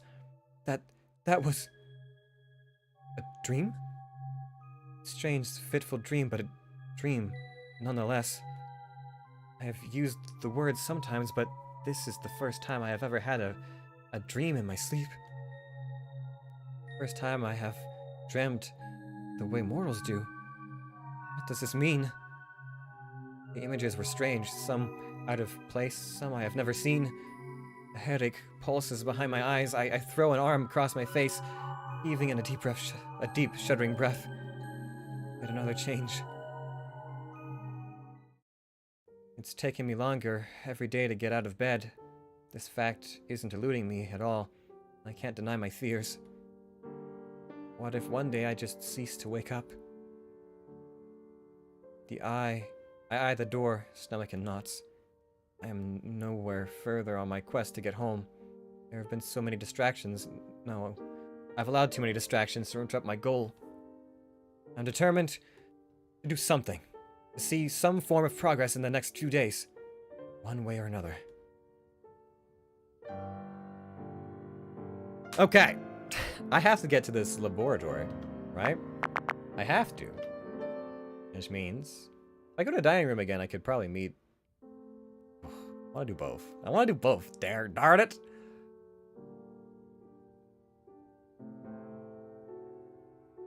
As I open the door, it is apparent that Death Roll isn't alone.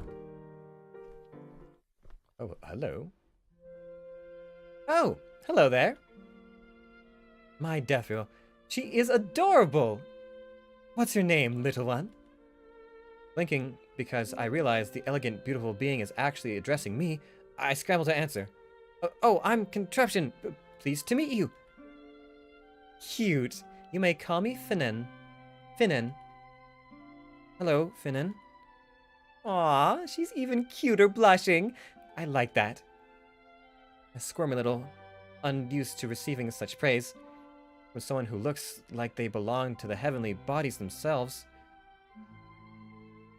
Finnen has neither halo nor wings, but is a glow to their entire being, a subtle, gender-fluid figure that becomes distinct the more I look. Broad shoulders, the lack of curves despite a feminine face and elaborate gown. Their aura is powerful, and the brightest thing I've seen since entering the Yonder. All the characteristics of a high-class celestial. Thank you.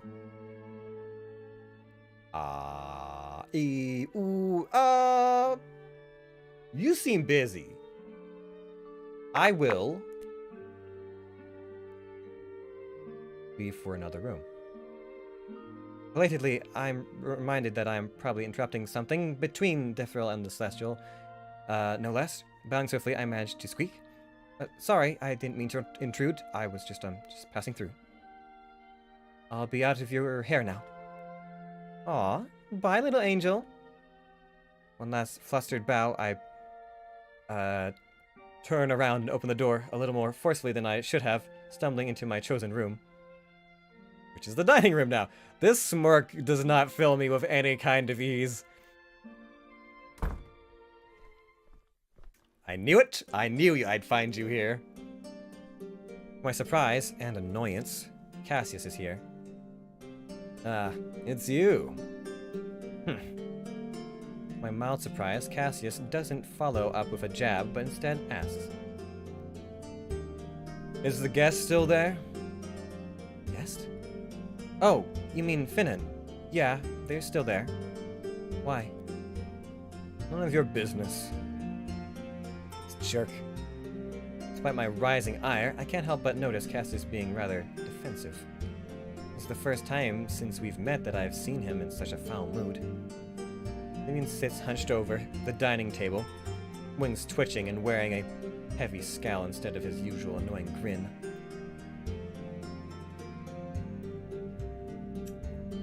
This is our demo run, so we might as well play with fire a little bit. Let's ask.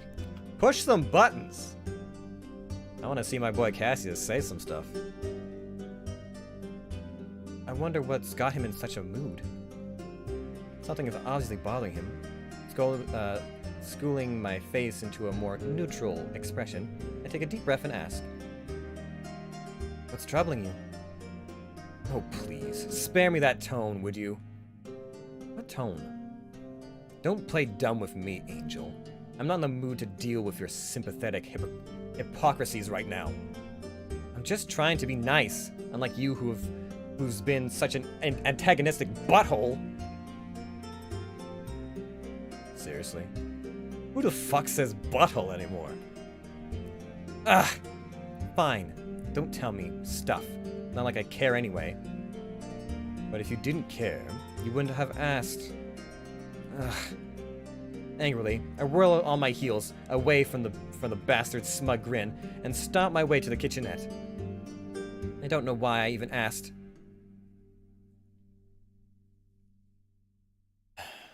I have some history with Finnan. History? Oh no. No. Not that kind of history! Where did your mind go, little nugget? Ugh! I don't want to hear it! He shrugs, smirking. You asked. Yeah, but I didn't think you'd go straight there. There's no pleasing you, is there?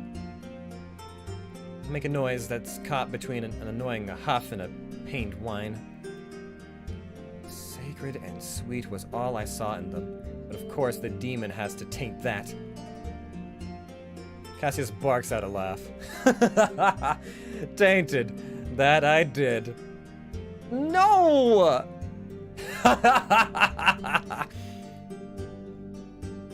brought my food back to the table, some cookies and dried meat that admittedly don't look all that appetizing.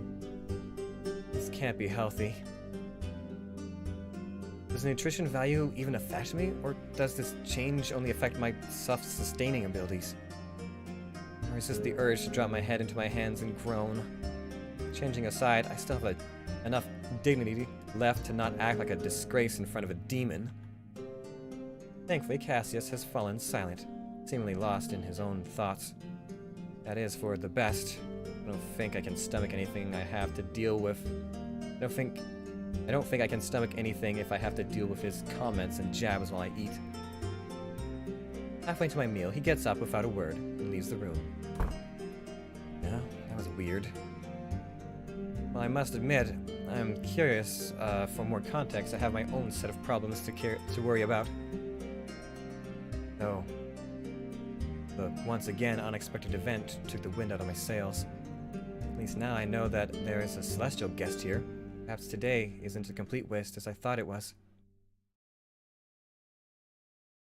Day 13. I dream. Again.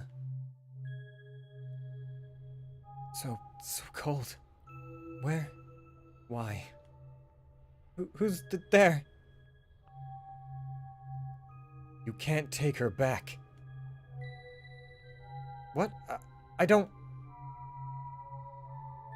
And the scenery changes again. Somehow, I can still see the chills on my skin, even more so than within the icy caverns. Skill? Scale? Skill? Skyle? Skiel? Skiel? Skiel? Deathrill? Deathrill? What? Ah! The ground beneath me falls away. I scream. My wings flap frantically and uselessly as I feel the wind rush past my face, blowing away unbidden tears. I brace my arms before myself, terrified of the impact despite knowing that it is a dream. It must be. It has to be. Right? Pain never comes. I land on my feet, staring up at the startling, startled Axon. You! Axon? Traitor! What? What did I... Ah! Her attack hand strikes across my cheek, sending me tumbling to the ground. Then the hit stings, and I can taste something coppery in my tongue. What? But I'm dreaming. Despite my cries, Axon moves forward, ready to strike me again. Axon, please, listen! Ah! The scenery changes again, before her hand makes contact. But standing before me now is instead Finnan, wearing a smile far too wide for me to find any comfort in. The blue crystals of this vast hall place magnificent enough to be part of the heavens, cast an eerie glow upon the celestial. Oh my. You're not ready to be here yet. What? Finnan, Ta-ta! I gasp awake, feeling pulsing pain between my eyes. Why did I have to hit it? Why did it feel so real? Exhaustion is wearing me thin.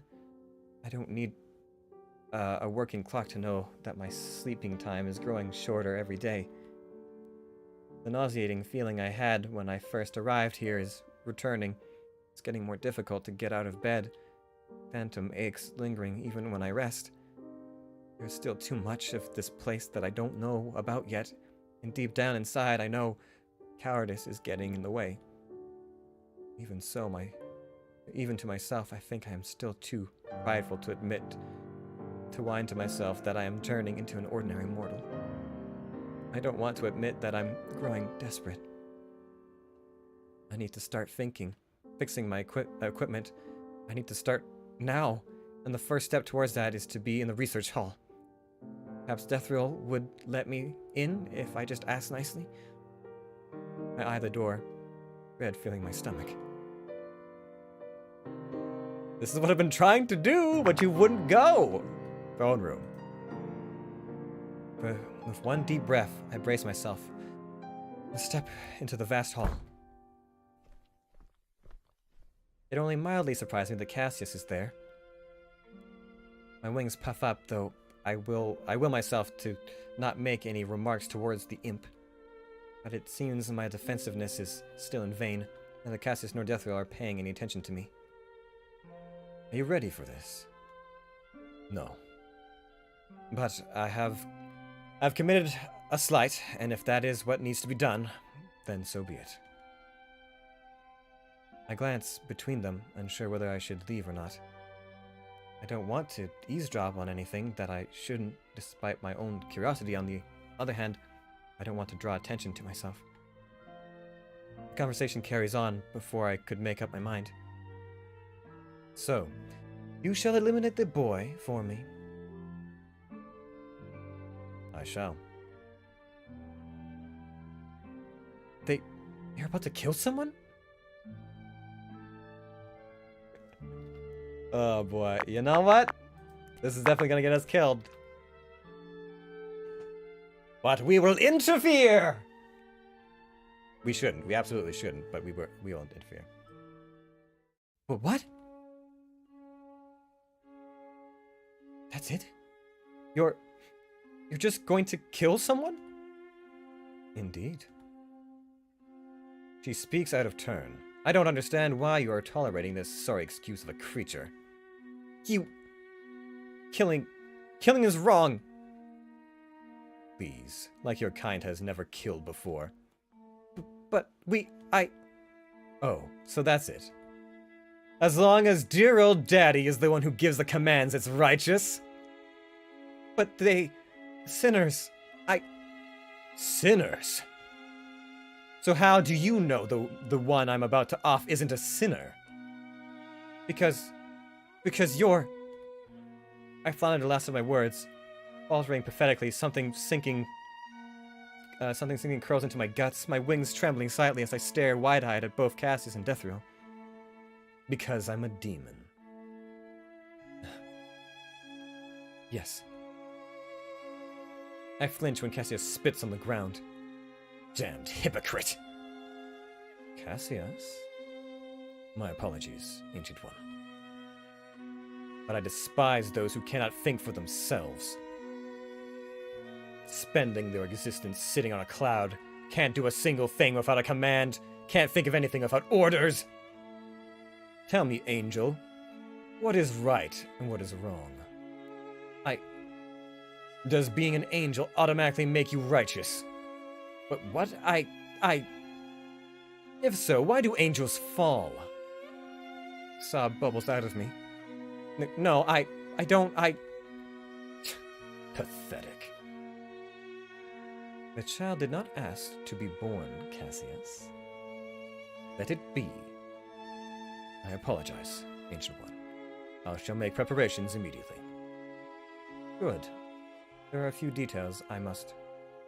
Seeing that they no longer pay attention to me, I turn my heels and quickly scurry to the door. The moment I am out of sight, tears begin to fall. There really is nothing I can do. Nothing I say or do matters. Not for the first time I feel small and helpless. What is right and what is wrong? What is wrong of me to try and save someone from being killed? Would I have felt so strongly about it? Would I have felt so strongly about it if it was him who gave the order? I scrub my eyes furiously, but the tears won't just continue. I hate that demon made me think like this. I hate that it is his words that made me cry. But it's fitting, is it not? A creature of damnation seeking to find validation in the most heinous acts. Deathrill wouldn't kill me too, would she? Once I cease to be entertaining, when she finds out I've been lying, would the Ancient One reach the limit of her mercy and end me? The thought of dying here, where I know my prayers would not reach him, scares me the most. Where would my soul go? Would anyone come to receive me? Or am I already tainted beyond salvation? Something burns in my chest. I shiver, drawing my wings around myself. This too shall pass. And why does that sound like a lie? Day 14.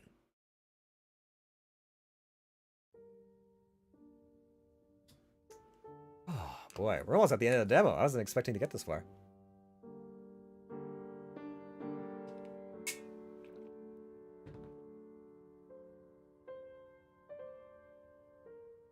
It is clear to me that I cannot stay here any longer. If I choose to continue like this, I will be killed. The interaction between myself and the others have made it clear that no one buys my lies. The reason I am Deathrill knows, and this is just a game to ward her off her boredom. I am under no illusion about being some kind of entertainment. The choices are clear. Either drag this until things run its course, or do something that can further my goal of getting the heavens away from here.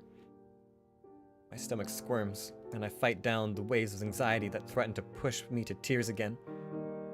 If there's one thing good about the confrontation with the stupid demon, is that he made me realize something. I cannot sit still and wait for someone from home to get me out of this. I have to do something on my own. It makes me wilt inside a little, taking the words of a demon so seriously. All my life I have been following orders despite everything. There's always been some sort of instruction or guidance that I can follow. I'm not home anymore. There's nobody to tell me what to do. Nobody will give me a guidance.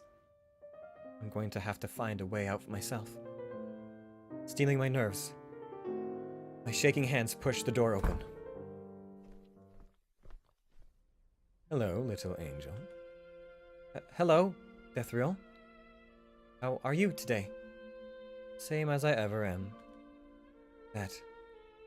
That's good.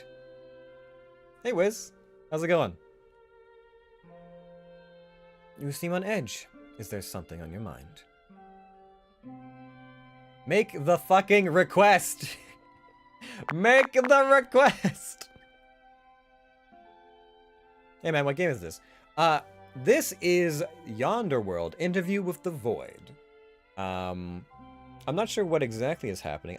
I'm waiting for a key for this game, because I'm Cassius in the game, but there's no voice lines in this, so I'm assuming it's the demo version that I'm playing through right now. Yeah, so we're playing through this romantic horror visual novel, and I'm having it's a pretty good time so far. Make the request. It's now or never, I guess. I don't mean to push any boundaries, but I was hoping to gain access to one of your facilities. Oh, and what facility would that be? The research hall, if I may. Research hall? And why would you want to go there? Well, you see...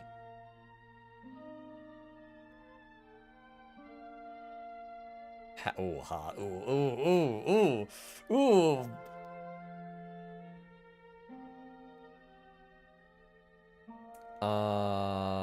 So far we've been getting by on half-truths, but we'll be...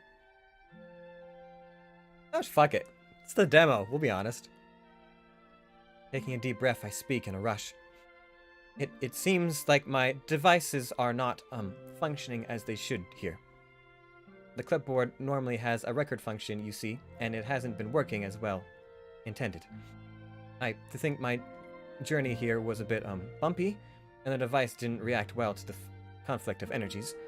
Some other functions don't work either. I was hoping to resolve the issues on my own, but I don't have the necessary equipment to deal with this matter. I'm just looking to fix some of my functions. I promise I won't cause you any problems. Breathe. Yes. A pin drop silence stretches between us, making the distance from where I stand to where Dethriel lounges seem far longer than it is. My wings twitch, nervousness fills my system. What's the worst that can happen? I do not see the harm. You may utilize the research hall to your purposes.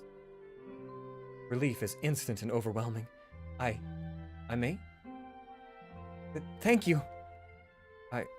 I'll try to resolve the issues quickly. Low bow, I hastily scurry to the door before Dethriel could change their mind. My knees almost buckle under me when I finally see a different scenery beyond the frame. The research hall is just as the name suggests. Rows of tables full of alchemic equipment spans across the vast space. The walls are lined with shelves filled with books and carefully labeled components. It is well lit, and the steam tanks hum pleasantly in the background. This is it! I've finally gained access to the research hall! Maybe now I can... Oh, my. I'm afraid we don't have baby's first alchemy kits here for you, Nugget. Annoyance quickly overrides my excitement, leaving a sour feeling in my mouth. I love Cassius's tune. What in heavens are you doing here?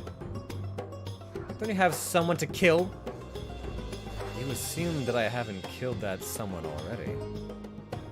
What? The imp has the gall to smirk at me. Angrily, I back away, but hesitate as I rear near the door. I just got permission to enter. For me to return now, I don't know if Defra would simply revoke it.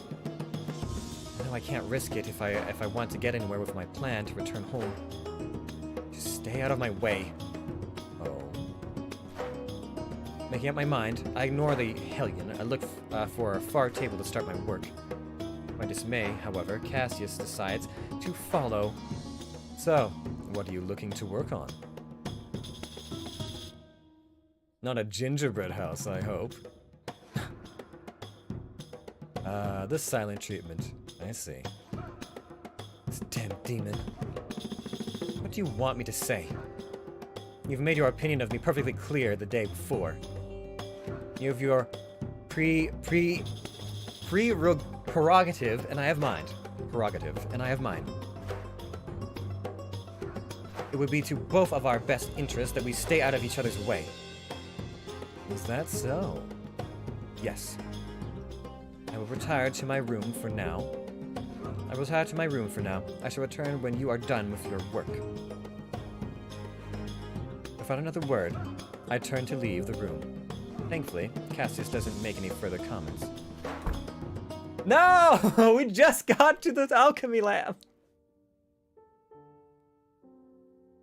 I spent the rest of the day in one, if one can call it that, here, resting and finding myself a bit of food in the dining room. After getting an affirmation from Mithril, I finally entered the research hall. The research hall is just as the name suggests. Rows of tables full of alchemy equipment spans across the vast space. The walls are lined with shelves filled with books and carefully labeled components. It's dark and empty though, but I prefer it that way. Strange how things have changed. Where's the light switch in here? I'm afraid to feel alone along the walls too much. There's too many shelves here, and I don't want another accident to send me somewhere worse than here. Yeah, definitely don't fancy that.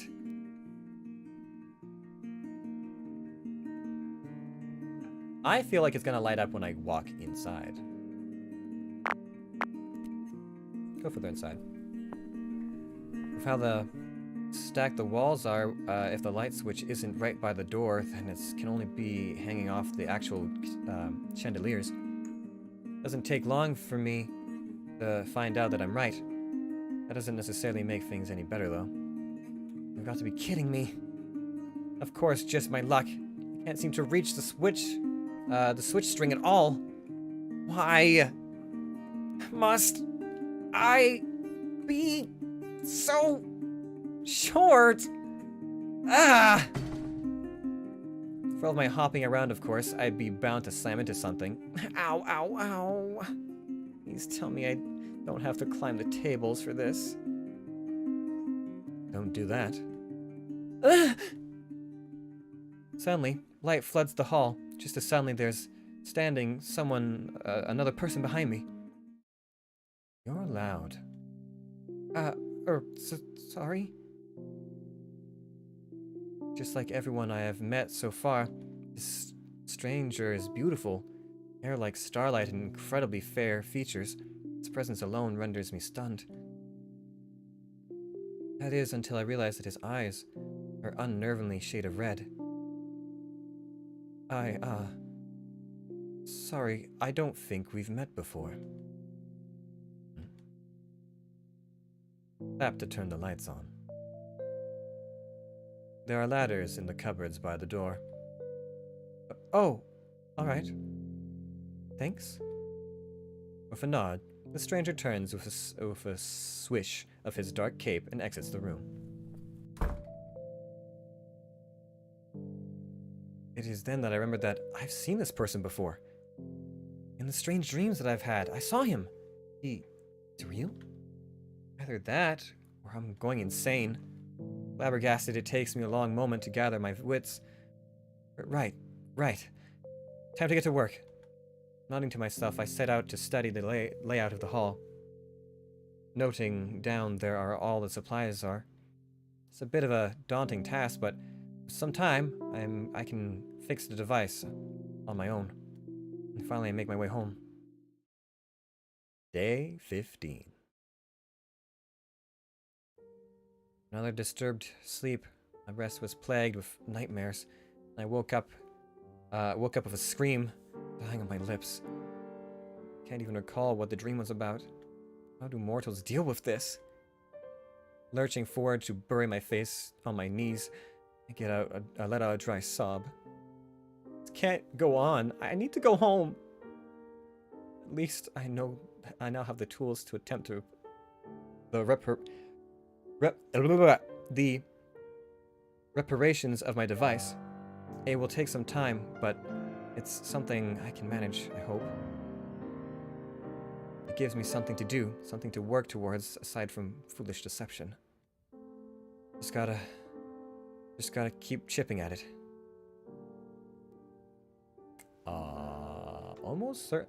Certainly the research hall. When we play this game proper, we'll have to try out a few staying in our rooms and see if that does anything for us. Taking a deep breath, put my hand on the handle and push, not quite ready, but still going forward to face my next day. Deathrel is not alone when I step through the door. Why, hello there, contraption! Oh, hi, Finnan. Quite a task you have for me today, Couldn't Rubius do it instead? This is your due, not his. The smile freezes on Finnan's face, in something brittle and sharp, but that expression has gone in a flash. Right as always. Should I come back later? Oh, on the contrary, my dear. You are with me today. Isn't that exciting? What? You are gaining access to another room today, contraption, and Finnan shall be your guide. I trust you shall do well in their capable hands. Yes. Excellent. This way, would you? Would ya? I jump a little when Finnan reaches out to snatch up my hands. I have to suppress a shudder at the contact. Finnan is cold, so very cold. They also leave me no time to protest as they pull me through the door. But wait, Huh? Pretty, isn't it? Pretty is an understatement. The structure before me is grand and elegant, enough to be part of heaven. A ceiling high enough to fly around. Columns intricately etched with images of blooming flowers. And great arches of glass windows that offer stunning views of the night sky. It's the crystals. Rows of softly glowing blue crystals protrude from the floor, looking both like blades and like budding flowers. Faint energy hums from each of them, making my hair stand on end, but not in a bad way. No. I feel inexplicably drawn to them, as if they're something to protect, something to treasure. I've been here before. Of course you have. Was that sarcasm? Or was Finnan confirming what I'd said? I've seen this place. Do you know where this is? Well, This is the Hall of Memory. A Hall of Memory? Indeed. Everyone who the Yonder deems worthy of staying must enter this hall. It is an honor, so don't bow or... It is an honor, so don't bow or anything. I gawk at Finnan, feeling terribly conscious.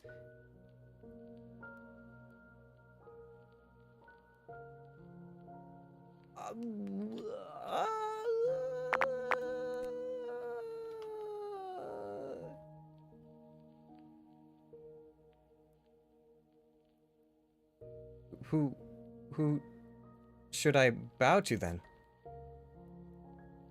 Deathrel? You? We'll work on that later. What is the purpose of the Hall of Memory then? This is a place where memories of the Yonder's extended guests are stored, free to access by others, free to store whatever you wish. A semi-public library, if you may. A place to store and access memories? That sounds almost like the mortal's favorite device, the computer. And I have access to all of this? Indeed. Indeedly do. But it's not as free as as advertised. This is starting to give me a headache. How so?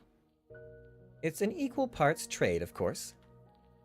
In order to access a memory of someone here, you must store a piece of memory in return. I take a stumbling step back. Does that mean I'll lose that piece of memory? Of course not, silly. That'd be too easy. The hall will simply make a copy of that memory, and here it shall stay. Forever. Or for as long as the Yonder exists, that is. And that's the gist of it. Any questions? Baffled by Finnan's rapid-fire explanation, I have to take several moments to compose myself. This is cool. Several questions surface to my mind, but there are some that are more important than others. What's the purpose of this place? What am I supposed to do here? Are there memories of Deathriel here? Is the Hall of Memory just storage? Can I store my memories without looking at others? I have no more questions. Oh, wait. Can I ask all of these? No, there's no way. There's no way they let us ask all of these questions. Let's start with what am I supposed to do here? That is entirely up to you. You now have full access to the hall and all the memories that Yonder extended guests left here. You can learn some pretty interesting stuff. Some memories are pretty gnarly, and some might even bring tears to your eyes. Though I don't imagine that'd be too difficult. Right. But in order to view these memories, I have to trade in or put in a copy of mine, right? That's what I said. But yes, you are free to visit, view memories, and store your own if you wish. Have lunch here or something. Though I highly recommend against trying to sabotage anything here. The last one who tried met a pretty gruesome end. Yeah, no, I wouldn't be doing that. Are there memories of Deathriel here? Of course there are! In fact, her memories are the most viewed ones here. The mistress of the Yonder is quite popular. Right now, there are consequences to viewing... Right? And are there consequences to viewing her memories? Oh, you know. Just the standard as with every other piece of memory here. With a side of nightmares and confusion in internalized questions, of course. Alright.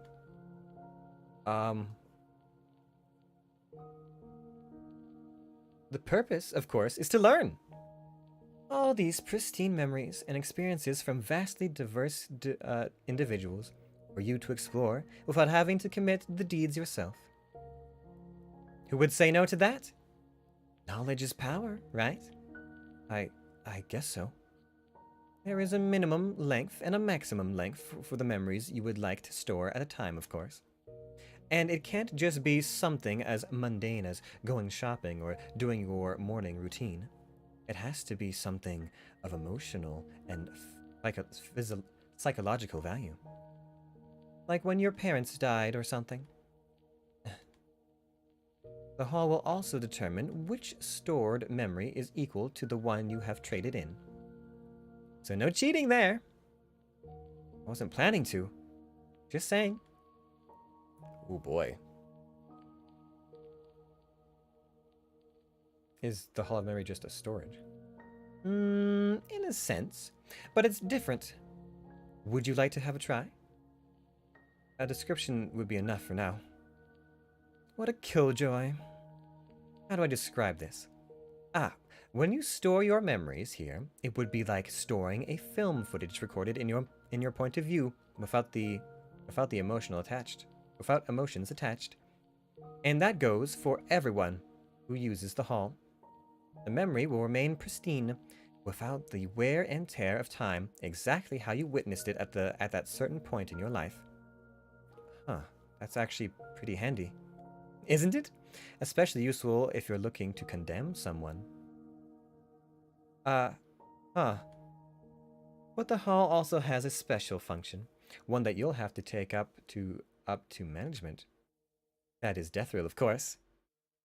And what would that function be? Why, to completely erase the memory you've given to the hall from your mind, of course. That can be done? Of course. In fact, many came to Yonder just for this hall alone. You forget, yet somehow keep that certain memory unmarred. Can you imagine the amount of masochists who would love that? Can I store my memories without looking at others? My, how eager! Of course you can. That being said, the amount of memories you store will accumulate, and you can trade in any length of the amount you stored to view the amount equal to that of others. I have no further questions. Goody! Here you go! Kinnan hands over a strange key. It is cool to the touch, thrumming with energy. The stone embedded on it glows softly, pulsing in sync with the rest of the hall's crystals. When you've decided to use the Hall of Memories functions, simply go to the crystal with your hand on it, and open the lock with this key. Once your pillar is activated, you may use the key to access other memories. Thank you. You are very welcome. Now that's done, I have other things to tend to. Bye-bye. Kinnan is gone, before I can say a word. Turning the key in my hand, I begin walking down rows of glowing crystals. Each pillar is etched with a name, some familiar, some not. None of them look different from the others, but not even Deathrill's. A memory bank, huh? Soon enough, I come to stand before my own crystal pillar, only one not glowing within the hall. The contraption is neatly etched at the base, and a small keyhole near the top. This is it, huh? We definitely want to go ahead and unlock that pillar. Taking a deep breath, I insert the key and turn. At first, nothing happens.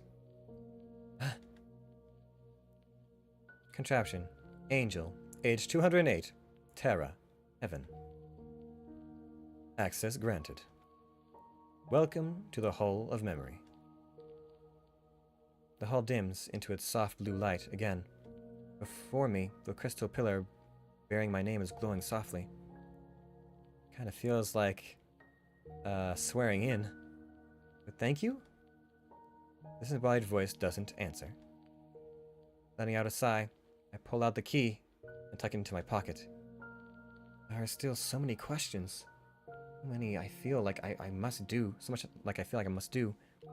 Though, as I walk about the hall, I can't help the feeling that somehow I'm finally on the right track. End of demo. Ugh. Well, well, well. How pleasant. I look forward to playing more of this game. I realized that if I'd waited like a little bit longer, or perhaps done a slight bit more due diligence, I might have been able to actually find the full game. But I don't know. It didn't seem to be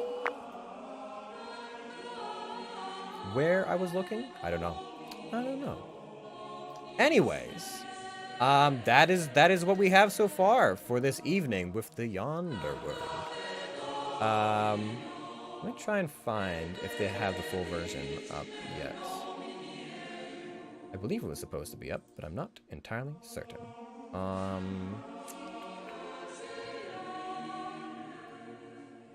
Where is it?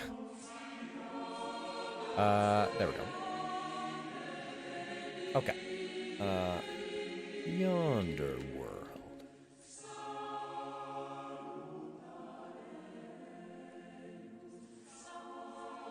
Yeah, I'm not seeing a different option than before.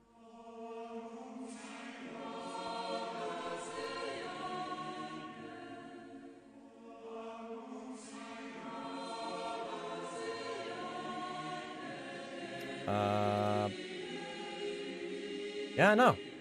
It just seems like the demo still. But, oh well, I'll wait for the key. That's fine. That's fine by me.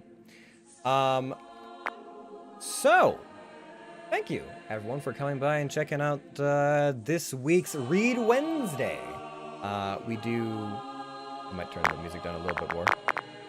It's beautiful, but a bit loud. We do this more or less every Wednesday. We do some kind of voice actory thing where we read short stories, manga, visual novels, and that sort of stuff.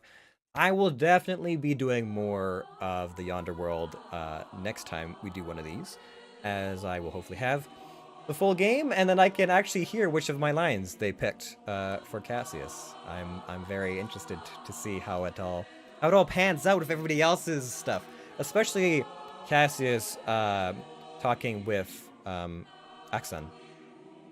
But I don't know. It's exciting. I like it. I like it a lot. If the demo's anything to go off of, this will be a fun time. But that is probably going to be where I leave it off for today. I did stream quite a bit longer than I had anticipated, and I need to eat. But thank you, everyone. If you guys did enjoy and you want to, check out the next time I do this, please be sure to follow. If you haven't already, I do post on Twitter and my Discord when I am streaming. And we'll be back on Friday for some co-op games for Friend Friday.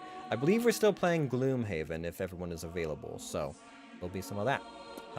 Otherwise, we're starting some more Star Wars games for Star Wars Sunday. And yeah. So I hope you guys had a good time, and I will see all of you guys in the Yonder. Peace out.